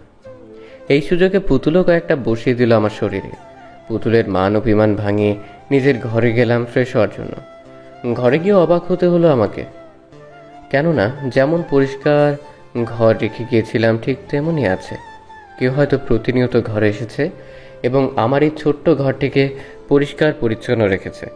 এসব ভাবছিলাম, তখনই পেছন থেকে কেউ বলে ওঠে, আমি সবসময় তোমার ঘর পরিষ্কার রেখেছি, এই নাও তোয়ালে। তোয়ালেটা আমার হাতে ধরিয়ে দিয়ে আমাকে কিছু বলার সুযোগ না দিয়েই চলে গেল পুতুল। আমি ওর যাওয়ার পানে তাকিয়ে ভাবতে লাগলাম, আমার সেই ছোট্ট পুতুল আর সেই ছোট্টটি নেই, অনেক বড় হয়ে গিয়েছে সে। একটা সময় ছিল আমাদেরকেই তার কাজ করে দিতে হতো, আর এখন সে আমাদের কাজ করে দেয়। পৃথিবীটা যদি থমকে যেত তাহলে আমরা বুঝতেই পারতাম না জীবনের মজা। এসব ভাবনা বাদ দিয়ে বাথরুমে গিয়ে গোসল করে নিলাম, তারপর খেয়ে নিলাম। কিছুক্ষণ পর বাবা এবং ছোট্ট যাত্রী একসাথে বাড়িতে আসে, তাদের সাথে কৌশল বিনিময় করলাম, তারপর আড্ডায় মেতে উঠলাম সবাই। হঠাৎ পুতুলের কথা মনে পড়ায় মাকে জিজ্ঞেস করলাম, মা পুতুলকে দেখছি না, পুতুল কোথায়? মা রান্নাঘরের দিকে ইশারা করে বলল, পুতুল রান্নাঘরে রান্না করে। আমি মায়ের কথা শুনে এবার আরও বেশি অবাক হয়ে গেলাম। কি আশ্চর্য, বাড়িতে আসার পর সবাই শুধু আমাকে অবাকই করে দিচ্ছে, পুতুল রাঁধতে পারে। কেন পারবে না? রান্নাবান্না মেয়েদের জীবনের অনেক বড় এমন ভূমিকা পালন করে। পুতুল তোকে রেঁধে খাওয়াবে বলে অনেক কষ্টে রান্না করা শিখেছে, বিশ্বাস না হলে গিয়ে দেখ। যাক মা, আমার পথটা সোজা করে দিল পুতুলের কাছে যাওয়ার কথা বলে, নাহলে হুট করে কিসের বাহানা দেখিয়ে পুতুলের কাছে যেতাম। তাই আর বিলম্ব না করে রান্নাঘরের দিকে অগ্রসর হলাম। গিয়ে আমি এক অপরূপাকে দেখতে পেলাম। ওড়না কাঁধে ঝুলিয়ে কোমরে বেঁধেছে পুতুল। পুতুলের মুখে একটু আটা লেগে আছে, দারুণ লাগছে দেখতে। পুতুল অতীতের তুলনায় বর্তমানে আরও বেশি সুন্দর হয়েছে। লম্বা কালো চুল, হরিণীর মতো টানা টানা চোখ, নাকটা হালকা উঁচু, চোখ দুটো বড় বড়, চুলগুলো হাঁটুর নিচে। পুতুলের চুল ছোটবেলা থেকেই বড়। আমার সামনে এ যেন এক মায়াবতী নারী দাঁড়িয়ে আছে। আমি পুতুলের এই অপরূপ সৌন্দর্যের ভিতরে নিজেকে হারিয়ে ফেললাম। দরজায় হেলান দিয়ে মন ভরে পুতুলকে দেখতে ব্যস্ত হয়ে পড়লাম আমি। এদিকে কারো উপস্থিতি টের পেয়ে পুতুল দরজার দিকে তাকায়। আমাকে এভাবে দেখে কিছুটা নড়ে চড়ে উঠল, হয়তো আমাকে এভাবে আশা করেনি সে। এদিকে পুতুলকে দেখতেই বিভোর আমি। পুরো দুনিয়া যেন এই মুহূর্তে থমকে গিয়েছে। পুতুলের মনে শয়তানি বুদ্ধি জেঁকে বসে। গরম খুন্তি নিয়ে টিপি টিপি পায়ে আমার সামনে এসে দাঁড়ায়। তবুও কোনো হেলদোল নেই আমার। পুতুল গরম খুন্তিটা আমার হাতে ছোঁয়ালো, সঙ্গে সঙ্গে চিৎকার বেরোলো, কিন্তু চিৎকারটা বাইরে হতে দিল না পুতুল। তার আগেই তার ওই নমনীয় কোমল হাত দিয়ে আমার মুখটা চেপে ধরে। পুতুল একদম আমার শরীরের সাথে লেপ্টে গেছে। আমি পুতুলের তুলনায় একটু লম্বা হওয়ায় আমার মুখ চেপে ধরায় আমার একদম কাছে আসতে হয়েছে তাকে। আমি পুতুলের চোখের দিকে তাকিয়ে একদম বড় হয়ে যাই। কি আছে এই চোখে যার মায়ায় বারবার হারিয়ে ফেলছি নিজেকে? আমার গরম নিঃশ্বাস পুতুলের হাতে আছড়ে পড়ছে। এতে পুতুল শিউরে ওঠে, মনে হচ্ছে শরীরটা এলিয়ে দিল। পুতুলকেও দেখে ফেলবে। পুতুল আমার মুখ থুবড়ে হাতটা সরিয়ে নেয়। দেখুক, তাতে আমার কি? আমি পুতুলের এমন মোহময় কথা শুনে বেকুব হয়ে গেলাম। কেউ দেখে ফেললে সমস্যা হবে। তুমি আমাকে চুপি চুপি দেখছিলে, তাতে কোনো সমস্যা নেই। আর আমি একটু এসেছি, তাতেই যত সমস্যা। এই বলে পুতুল আবার নিজের জায়গায় গিয়ে রান্না করতে থাকে। আমি ওর কাছে গিয়ে ভাবতে লাগলাম, পুতুল সত্যি আর ছোট নেই। ও বুঝতে পেরেছে কাছে আসার গুরুত্বটা। হঠাৎ খেয়াল করলাম পুতুলের হাতে কিসের জন্য একটা দাগ। আমি পুতুলের হাতটা চেপে ধরে জিজ্ঞেস করলাম, পুতুল তোর হাতে কি হয়েছে? পুতুল তার হাতটা ছাড়িয়ে নেওয়ার ব্যর্থ চেষ্টা করে বলল, তেমন কিছু না, এমনিতেই। এমনিতেই যাতে দাগ পড়ে না পুতুল, সত্যি করে বল। পুতুল পিটপিট করে তাকে আমতা আমতা করে বলল, তোমার জন্য রান্না শিখতে গিয়ে তেল হাতে পড়ে একটু পুড়েছিল। পুতুলের কথাটা যেন সোজা আমার বুকে গিয়ে বিঁধল। সেই ছোট্ট পুতুল আমার জন্য এতটা কষ্ট করেছে। আমি কিছু না বলে শুধু মায়াবী দৃষ্টিতে তাকিয়ে রইলাম পুতুলের দিকে। রাতে ডিনার শেষ করে পুতুলের রান্নার অনেক প্রশংসা করলাম। এতে পুতুল অনেকটাই খুশি হয়েছে। বউ বা প্রিয় মানুষগুলো যখন আপনার জন্য কষ্ট করে রান্না করে, তখন একটু বানিয়ে হলেও তার রান্নার প্রশংসা করুন। এতে সে অনেকটাই অনুপ্রেরণা পায় এবং আনন্দিত হয়। প্রিয় মানুষগুলো কিন্তু সামান্য একটু প্রশংসা পাওয়ার জন্যই রান্না করে। সকালে ঘুমিয়েছিলাম, হঠাৎ পেটে ভারী কিছু অনুভব করলাম। ঠোঁটেও কোনো কিছুর স্পর্শ পাচ্ছি। চোখ দুটো খুলে দেখি পুতুল আমার পেটে বসে আমার ঠোঁটে লিপস্টিক মাখিয়ে দিচ্ছে। আমি নড়তে গেলেই পুতুল বলে। আমিও চুপচাপ ওর পাগলামিগুলো দেখতে লাগলাম। পাগলিটা পারেও বটে, দুষ্টুমিটা যেন রক্তে মাখা। প্রথমে আমার ঠোঁটে লিপস্টিক মাখিয়ে দিল, তারপর পুরো মুখে মেকআপ করে দিল। তারপর আমার মুখের সামনে ছোট্ট একটা আয়না ধরলে জঙ্গলি ভূত বানিয়ে দিয়েছে একেবারে। তারপর নিজেই দাঁতের এক অদ্ভুত ঘর্ষণ দিয়ে বলল, খবরদার নড়াচড়া করবে না, তাহলে কিন্তু খুব খারাপ হয়ে যাবে বলে দিলাম। আমাকে পেতনি বলো, তাই না? এবার দেখো কেমন লাগে। আমি পুতুলের কথা শুনে মনে মনে হেসে দিই। পেতনিকে পেতনি বলবো না তো কি পরি বলবো? আমার কথা শুনে মনে হয় পুতুলের খারাপ লাগলো, তাই মুখটা কালো করে আমার দিক থেকে নামতে লাগলো। আমি ওর হাত দুটো ধরে আমার দিকে ঘুরিয়ে নিলাম। হ্যাঁ, পালিয়ে যাচ্ছিস কোথায়? পেঁচিটা পাহাড় সমান অভিমান মুখে জড়ো করে বলল, থাকতে হবে না কোনো পেতনির সাথে, আমি বুঝে গেছি। কি বুঝে গেছিস? শহরে গিয়ে নিশ্চয়ই কোনো শাকচুন্নির খপ্পরে পড়েছো, তাই আমাকে তোমার পেতনি মনে হয়। আমি কি তোমার বউ নাকি যে তোমার মনের ভাষা বুঝবো? আমি পুতুলের গাল দুটো টিপে দিয়ে বললাম, তুই পেতনি না, একটি পরীর থেকেও বেশি সুন্দর তুই। তুই মজাও বুঝিস না, নাকি আমার মনের ভাষা বুঝিস না? আমার কমপ্লিমেন্ট শুনে পুতুল মনে একটু লজ্জা পেল। আমি পুতুলের কথা শুনে হেসে দিলাম। এখন কি আমার পেটের উপর থেকে নামবে, নাকি এভাবে পুরো দিন বসে থাকবে? এবার পুতুল আমার পেট থেকে নামলো। আমি ব্রাশের টুথপেস্ট নিয়ে দাঁত মাজতে মাজতে পুতুলের দিকে তাকিয়ে দেখি ঠোঁটে হাত দিয়ে গভীর মগ্ন হয়ে কি যেন ভাবছে। আমি ওর মাথায় একটা চাটি মেরে বলি, কিরে এভাবে কি ভাবছিস? পুতুল কপট রেগে বলল, তুমি আমাকে মারলে কেন? মেরেছি, বেশ করেছি। যেভাবে মুখে হাত দিয়ে চিন্তা করছিস মনে হয় কোনো তুলকালাম হয়ে গেছে। এই বলে আমি বাথরুমে গিয়ে মুখ ধৌত করতে গেলাম। পুতুল হুট করে এসে প্রশ্ন করে, আচ্ছা তুমি শহরে গিয়ে কোনো মেয়ের সাথে ইটিস পিটিস করনি তো? আমি ভ্রু কুঁচকে তাকালাম পুতুলের দিকে। আমি উল্টো প্রশ্ন ছুড়লাম, ইটিস পিটিস মানে? প্রেম টেম করনি তো? আমি হাসবো নাকি কাঁদবো বুঝতে পারছি না। প্রেমকে ইটিস পিটিস বলছে মেয়েটা। কি হলো, বলছো না কেন? আরে বাবা না, প্রেম করিনি। সত্যি বলছো তো? এখানে মিথ্যের কি আছে? লেখাপড়া নিয়ে তো ব্যস্ত ছিলাম, প্রেম করার সময় পেলাম কখন? আর যার তার সাথে কি প্রেম করা যায়? আর আমাকেই বা কোন মেয়ে পাত্তা দেবে বল? তোমার মতো বান্দর কি কেউ পাত্তা দিবেও না। এই বলে পুতুল ভেঙচি কেটে দৌড়ে পালিয়ে গেল। ছোটবেলাতে যেমন ইচ্ছে পাকা ছিল এখন তেমনটিই আছে, তবে ওর এই পাগলামিগুলোই আমাদের সুখের সন্ধান মিলিয়ে দেয়। আজ আবারও বাড়ি ছাড়তে হচ্ছে চাকরির সুবাদে। পরিবার স্বজন পুতুলকে ছেড়ে আবারও অজানা ঠিকানায় পাড়ি জমালাম আমি। বেশ ভালোই কাটছিল দিনগুলো। দেখতে দেখতে সপ্তাহ, মাস, বছর কেটে গেল। একদিন অফিসে বসে কাজ করছিলাম, হঠাৎ মুঠোফোনটি বেজে ওঠে।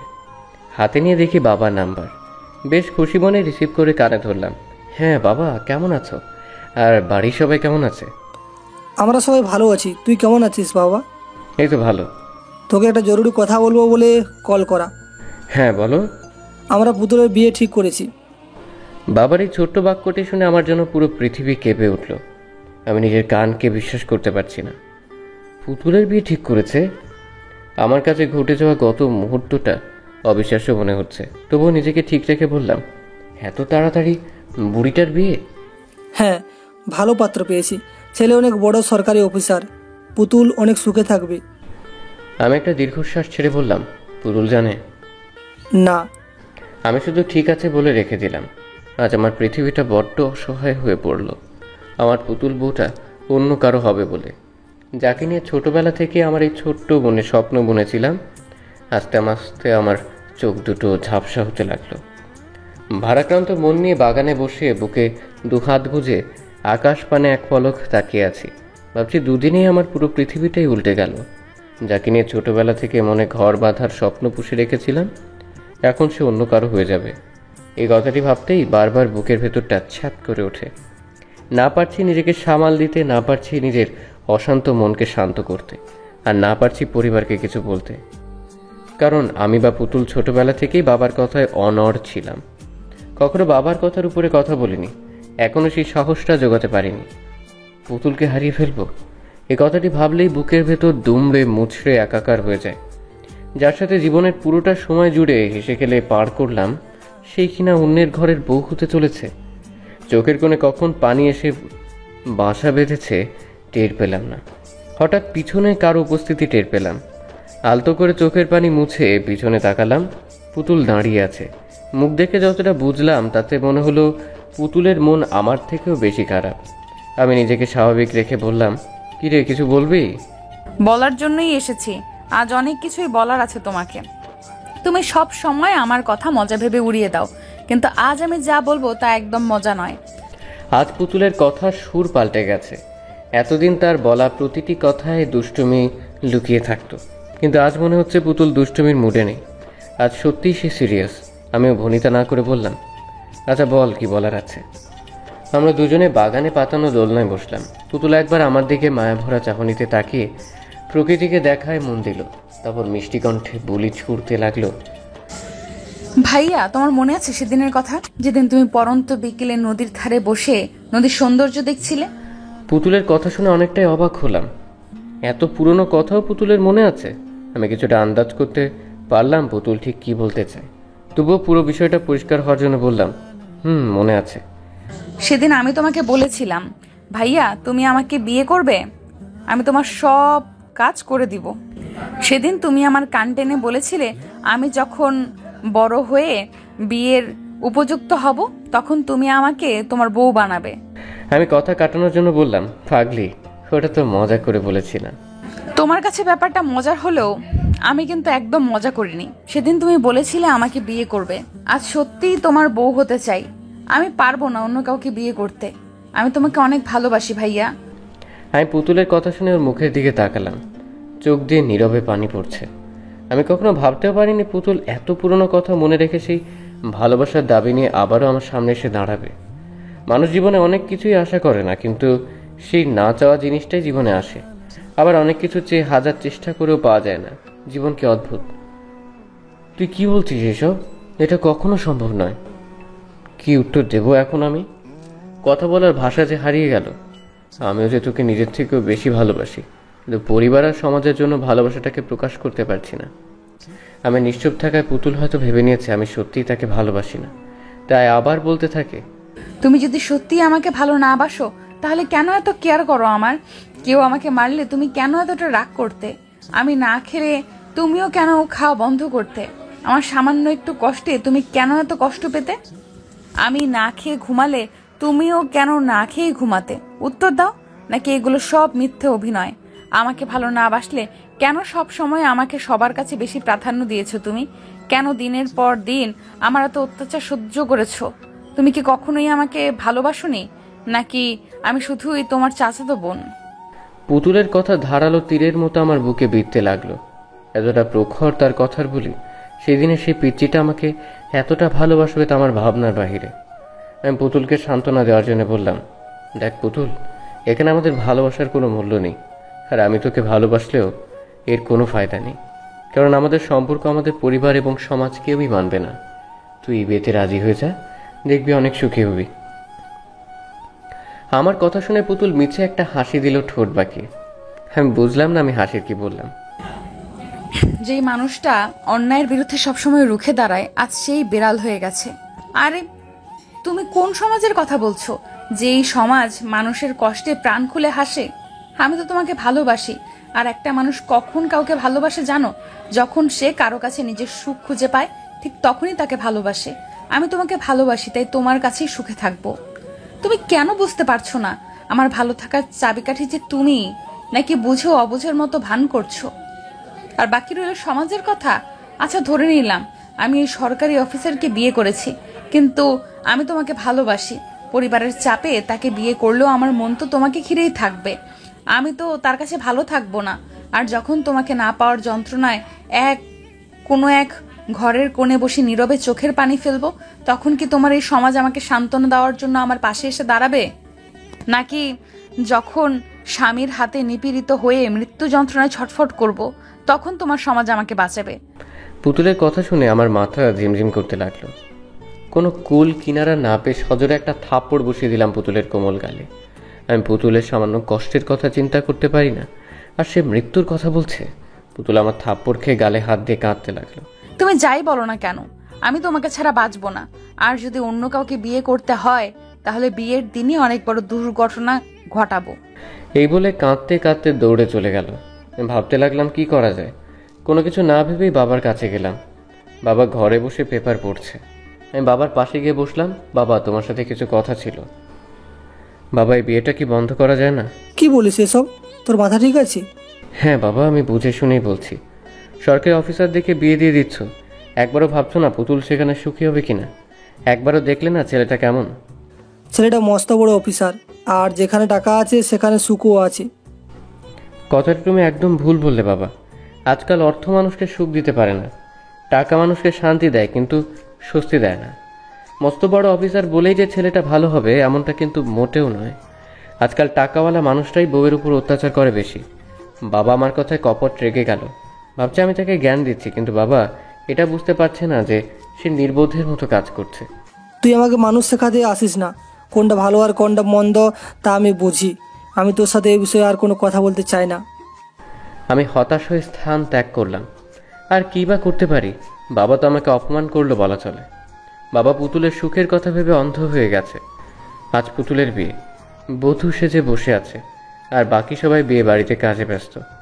কত মানুষের আনাগোনা, সবার মনের শান্তি আছে, কিন্তু দুটো মানুষের মনে শান্তির ছিটে ফোঁটা নেই পর্যন্ত। আমাকে মনে যে কতটা ঝড় বয়ে যাচ্ছে সেটা আমার মন প্রাণ জানে। লাল বেনারসিতে সৌন্দর্যটা দ্বিগুণ হয়েছে, একদম পুতুলের মতোই লাগছে দেখতে। আমি দূর থেকে এক পলক তাকিয়ে আছি তার দিকে। কাজী বিয়ে পড়ানো শুরু করলো। প্রথমে ছেলেটি কবুল বলল, এবার পুতুলের পালা। এদিকে আমার মনে তোলপাড় শুরু হয়ে গেছে। কোনোভাবেই মনকে শান্ত করতে পারছি না। তবে কি আমি চিরতরে হারিয়ে ফেললাম আমার পুতুল বউটাকে, যার সাথে কেটেছে আমার শৈশব, যার কষ্টে আমি কষ্ট পাই? এখন আর কেউ আমাকে মারার জন্য আমার পিছু ছুটবে না, আর না কেউ মিষ্টি কণ্ঠে বলবে, ভাইয়া আমি তোমার বউ হতে চাই। কাজী যখনই পুতুলকে কবুল বলতে বলল, ঠিক তখনই পুতুল বিয়ের মঞ্চে লুটিয়ে পড়ে। এটা দেখে আমি বরফে পরিণত হই, কারণ পুতুল সেদিন আমাকে বলেছিল আমাকে না পেলেও কোনো দুর্ঘটনা ঘটাবে। পুতুল আমি ধপ করে বসে পড়লাম। পুতুল এটা কি করলো?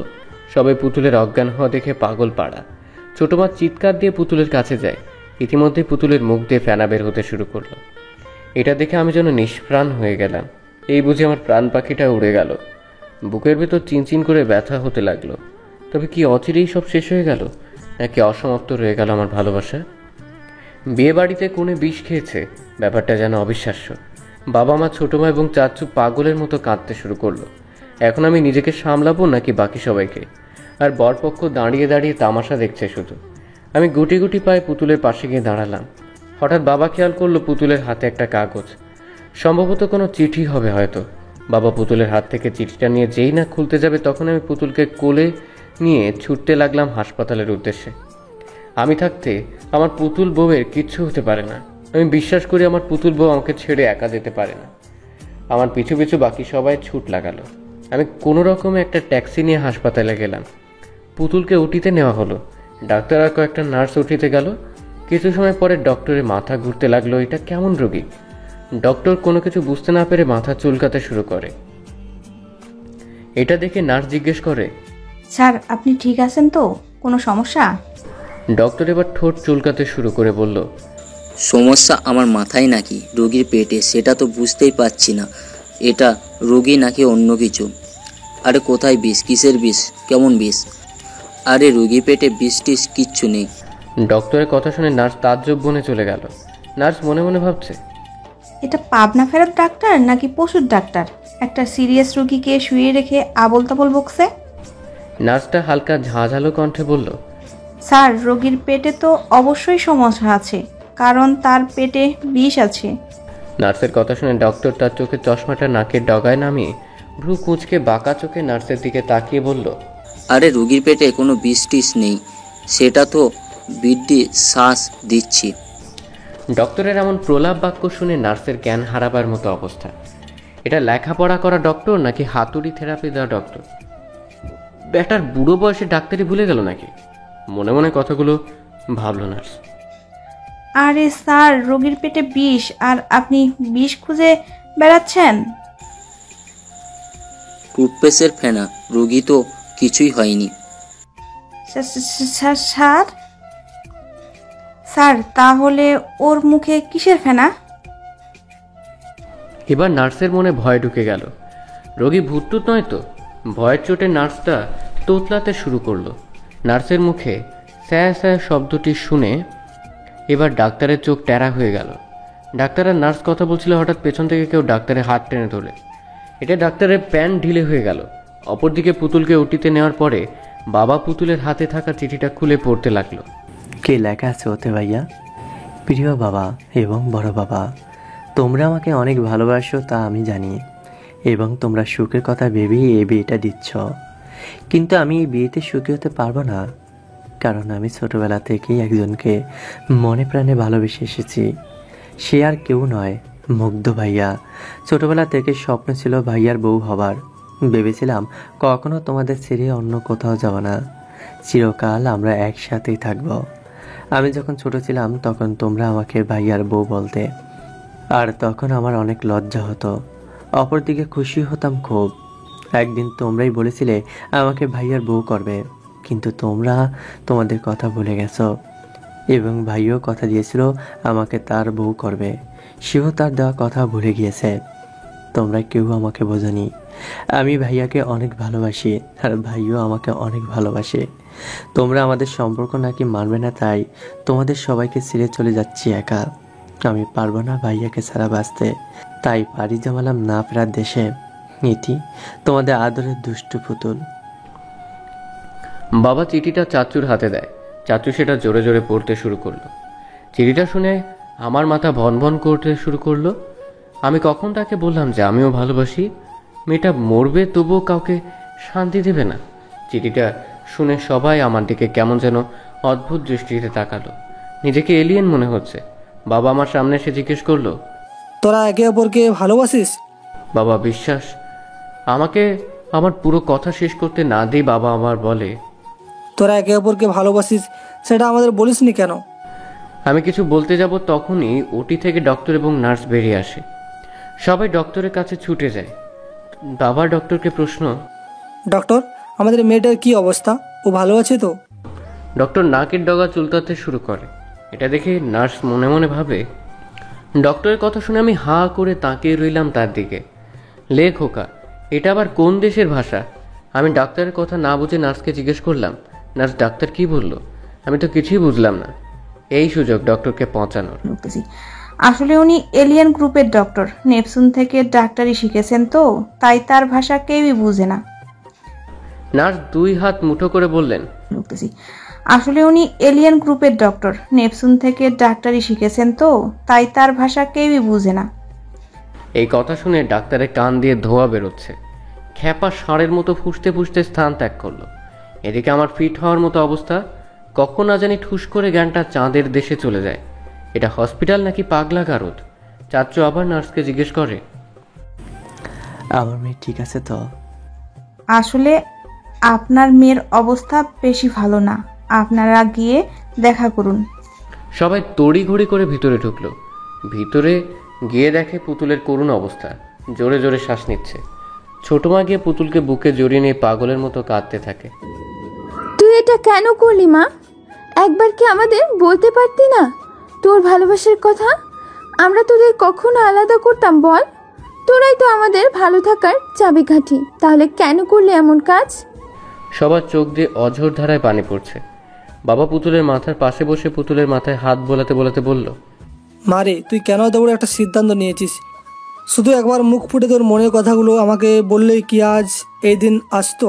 তুই তো আমাকে অনেক ভালোবাসিস, তবু আমাকে বলতে পারলি না। এবার পুতুল অনেক কষ্টে ভাঙা কণ্ঠে জোর এনে বলল, বড় বাবা, তোমাকে বললে কি ভাইয়ার সাথে আমার বিয়ে দিতে? পুতুলে এমন ভাঙা কণ্ঠের কথা শুনে সবাই ডুকরে কেঁদে ওঠে। বাবা চোখের পানি মুছে বলল, হ্যাঁ দিতাম। এই কথাটি শুনে পুতুল এক লাফে উঠে বসলো, বলল, তাহলে এখন বিয়ে দাও ভাইয়ার সাথে। পুতুলের কাণ্ড দেখে এক একজনের চোখ ফুটবলের আকার ধারণ করলো। বর তো ইতিমধ্যে বুকে হাত দিয়ে ফ্লোরে লুটিয়ে পড়লো। এই রে, ছেলেটা আবার হার্ট অ্যাটাক করলো না তো? আমি গিয়ে বরের বুকে কান পেতে শুনতে লাগলাম হার্টবিট চলছে নাকি পগার পায়, কিন্তু না, এ তো দেখি গান বাজানোর বক্সের মতো শব্দ করছে তার হার্টবিট। আমি কানে কম শুনতে লাগলাম। কে যেন বরের মুখে পানি ঢেলে জ্ঞান ফেরালো।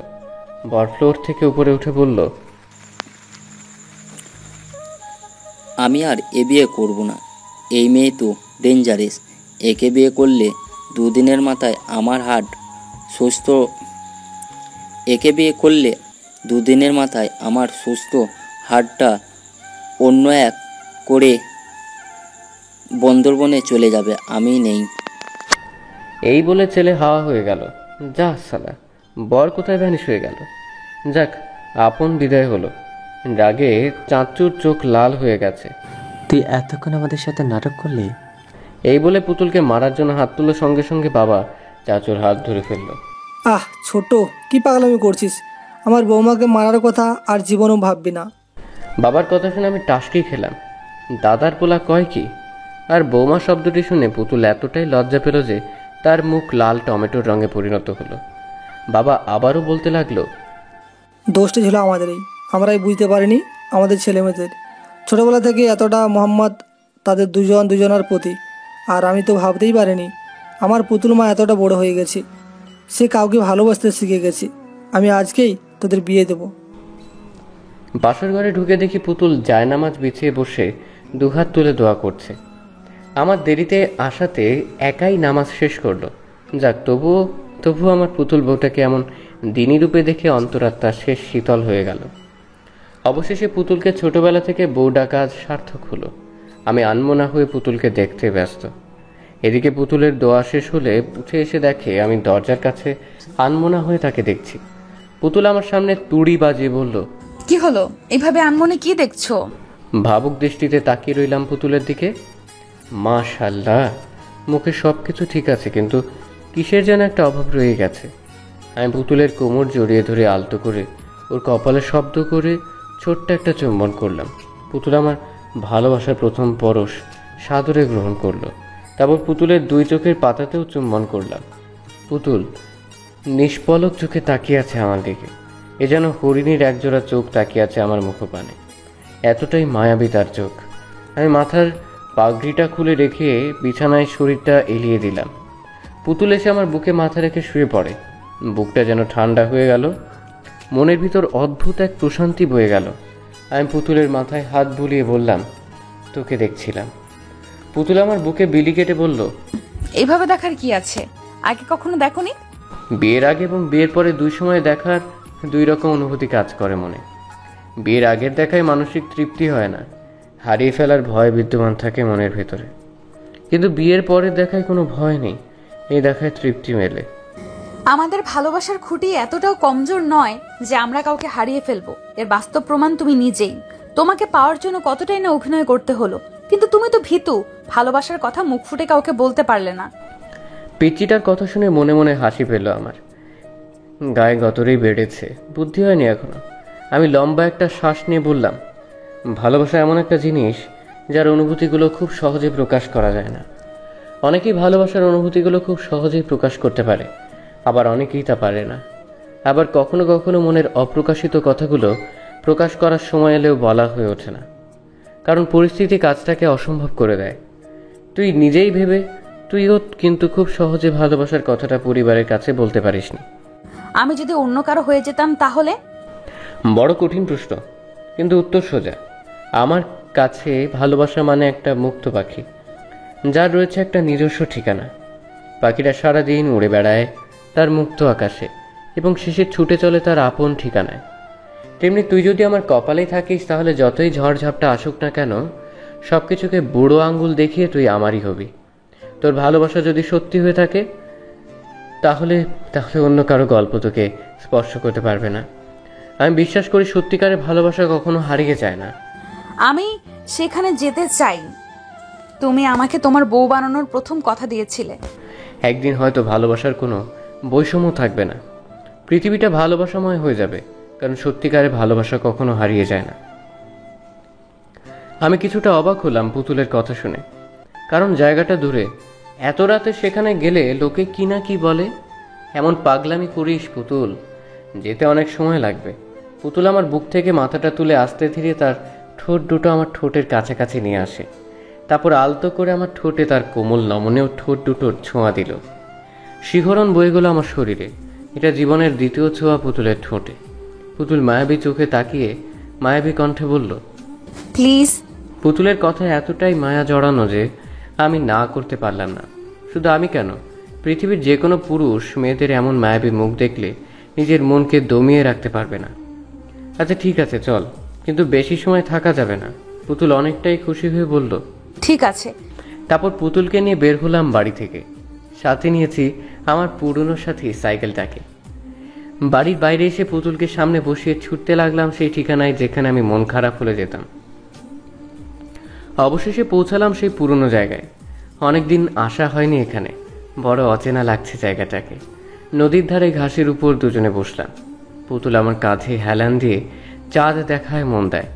আমি ঘটা করে প্রশ্ন করি, আচ্ছা ডক্টর আর নার্স তো বললো তোর অবস্থা খুব খারাপ, কিন্তু তোর তো কিছুই হয়নি, তাহলে তারা এই কথা বললো? কারণ আমি বলেছি বলতে। তুই সত্যি একটা ফাজিল মেয়ে, জন্মের পর থেকে দুষ্টুমি শুরু হয়েছে তোর। আমার কথায় পুতুল কপট রেগে যায়। না, আমাকে একদম ফাজিল বলবা না। তাহলে কি বলবো? ছোটবেলায় তো কম কাণ্ড করিসনি। মেয়েটা বোধহয় রাগ করলো। জানিস তুই আমাকে কেন ভালোবাসিস? পুতুল আমার প্রশ্ন ভ্রু কুঁচকে তাকালো আমার দিকে। কেন? যেদিন তোর জন্ম হয় সেদিন তোকে কোলে নিয়েছিলাম আদর করার জন্য। তোর কপালে চুমু খেয়ে গালে চুমু খেতে যাব, ঠিক তখনই তুই মুখ ঘুরিয়ে আমার ঠোঁটে চুম্বন করিস। তাহলে ভেবে দেখ তুই কতটা দুষ্টু। আমার কথা শুনে মনে হয় পুতুল লজ্জা পেল। চুমু খেয়েছি, বেশ করেছি, আরো চুমু খাবো, বেশ করে চুমু খাবো। জন্মের দিন খেয়েছি, মৃত্যুর দিনেও খাবো। শুধু খাবো আর খাবো, পুরো দুনিয়া খাবো। পুতুলের এমন প্রলাপ বাক্য শুনে আমার চোখ আর চোখে জায়গায় নেই, চোখ কপালে উঠে গেছে। পাগল টাগল হয়ে গেল নাকি? কি বলছে এইসব? তারপর আর কথা না বাড়িয়ে চলে আসি সেখান থেকে। সেই রাতে আরো অনেক পাগলামি সহ্য করতে হয়েছে আমার পুতুল বউয়ের। অনেক বড় হয়ে গিয়েছে সে। সকালে ঘুমিয়েছিলাম, হঠাৎ কারো গরম নিঃশ্বাস আমার মুখের উপর অনুভব করি। নিঃশ্বাসটা অতীব প্রখর, তার মানে একদম আমার মুখের খুব কাছাকাছি। পিটপিট করে চোখের পাতা মেলে দেখি পুতুল আমার মুখের উপর দিয়ে নিজের মুখটা এনে আমাকে দেখছে। আমি হুট করেই পুতুলকে আমার বুকে জড়িয়ে নিই। এতে ঠাস করে পুতুলের নাকটা আমার থুতনিতে বাড়ি খেলো। পুতুল নাক চেপে ধরে বলল, উফ, আমার নাকটা ফেটে গেল। এইভাবে কেউ জড়িয়ে ধরে? তোর নাকটা বড্ড উঁচু, একটু বোঁচা হওয়া দরকার। তুমি কি এখনো আমাকে তুই করেই বলবে? আপনি বা তুমি এই শব্দগুলো থেকে তুই শব্দটাতেই বেশি ভালোবাসা এবং মায়া লুকিয়ে থাকে। তুই নামক সম্পর্কগুলোতে যে কতটা গভীর ভালোবাসা থাকে সেটা তুই ভাবতেও পারবি না। আচ্ছা, তুমি এত সুন্দর করে কথা বলো কিভাবে? চোখের সামনে যদি থাকে মাটির পরি, তাহলে শুধু আমি কেন, যে কোনো ছেলেই সুন্দর করে কথা বলবে। একটা ছেলের মনে লুকিয়ে থাকা ঘুমন্ত কাব্যিক ভাবনাকে জাগ্রত করার জন্য একটা মিষ্টি মেয়ের মায়াবী মুখ এবং লম্বা চুলের এক ফালি চুল যথেষ্ট। থামো থামো থামো, অনেক হয়েছে। তোমার জন্য কফি নিয়ে এসেছি, খেয়ে নাও। পরে ঠান্ডা হয়ে গেলে আমার দোষ নেই। আর কফি? হ্যাঁ, যেখানে গরম কফির মালিক আমার বুকে, সেখানে কফি ঠান্ডা হলে সমস্যা নেই। হয়েছে অনেক ন্যাকামি।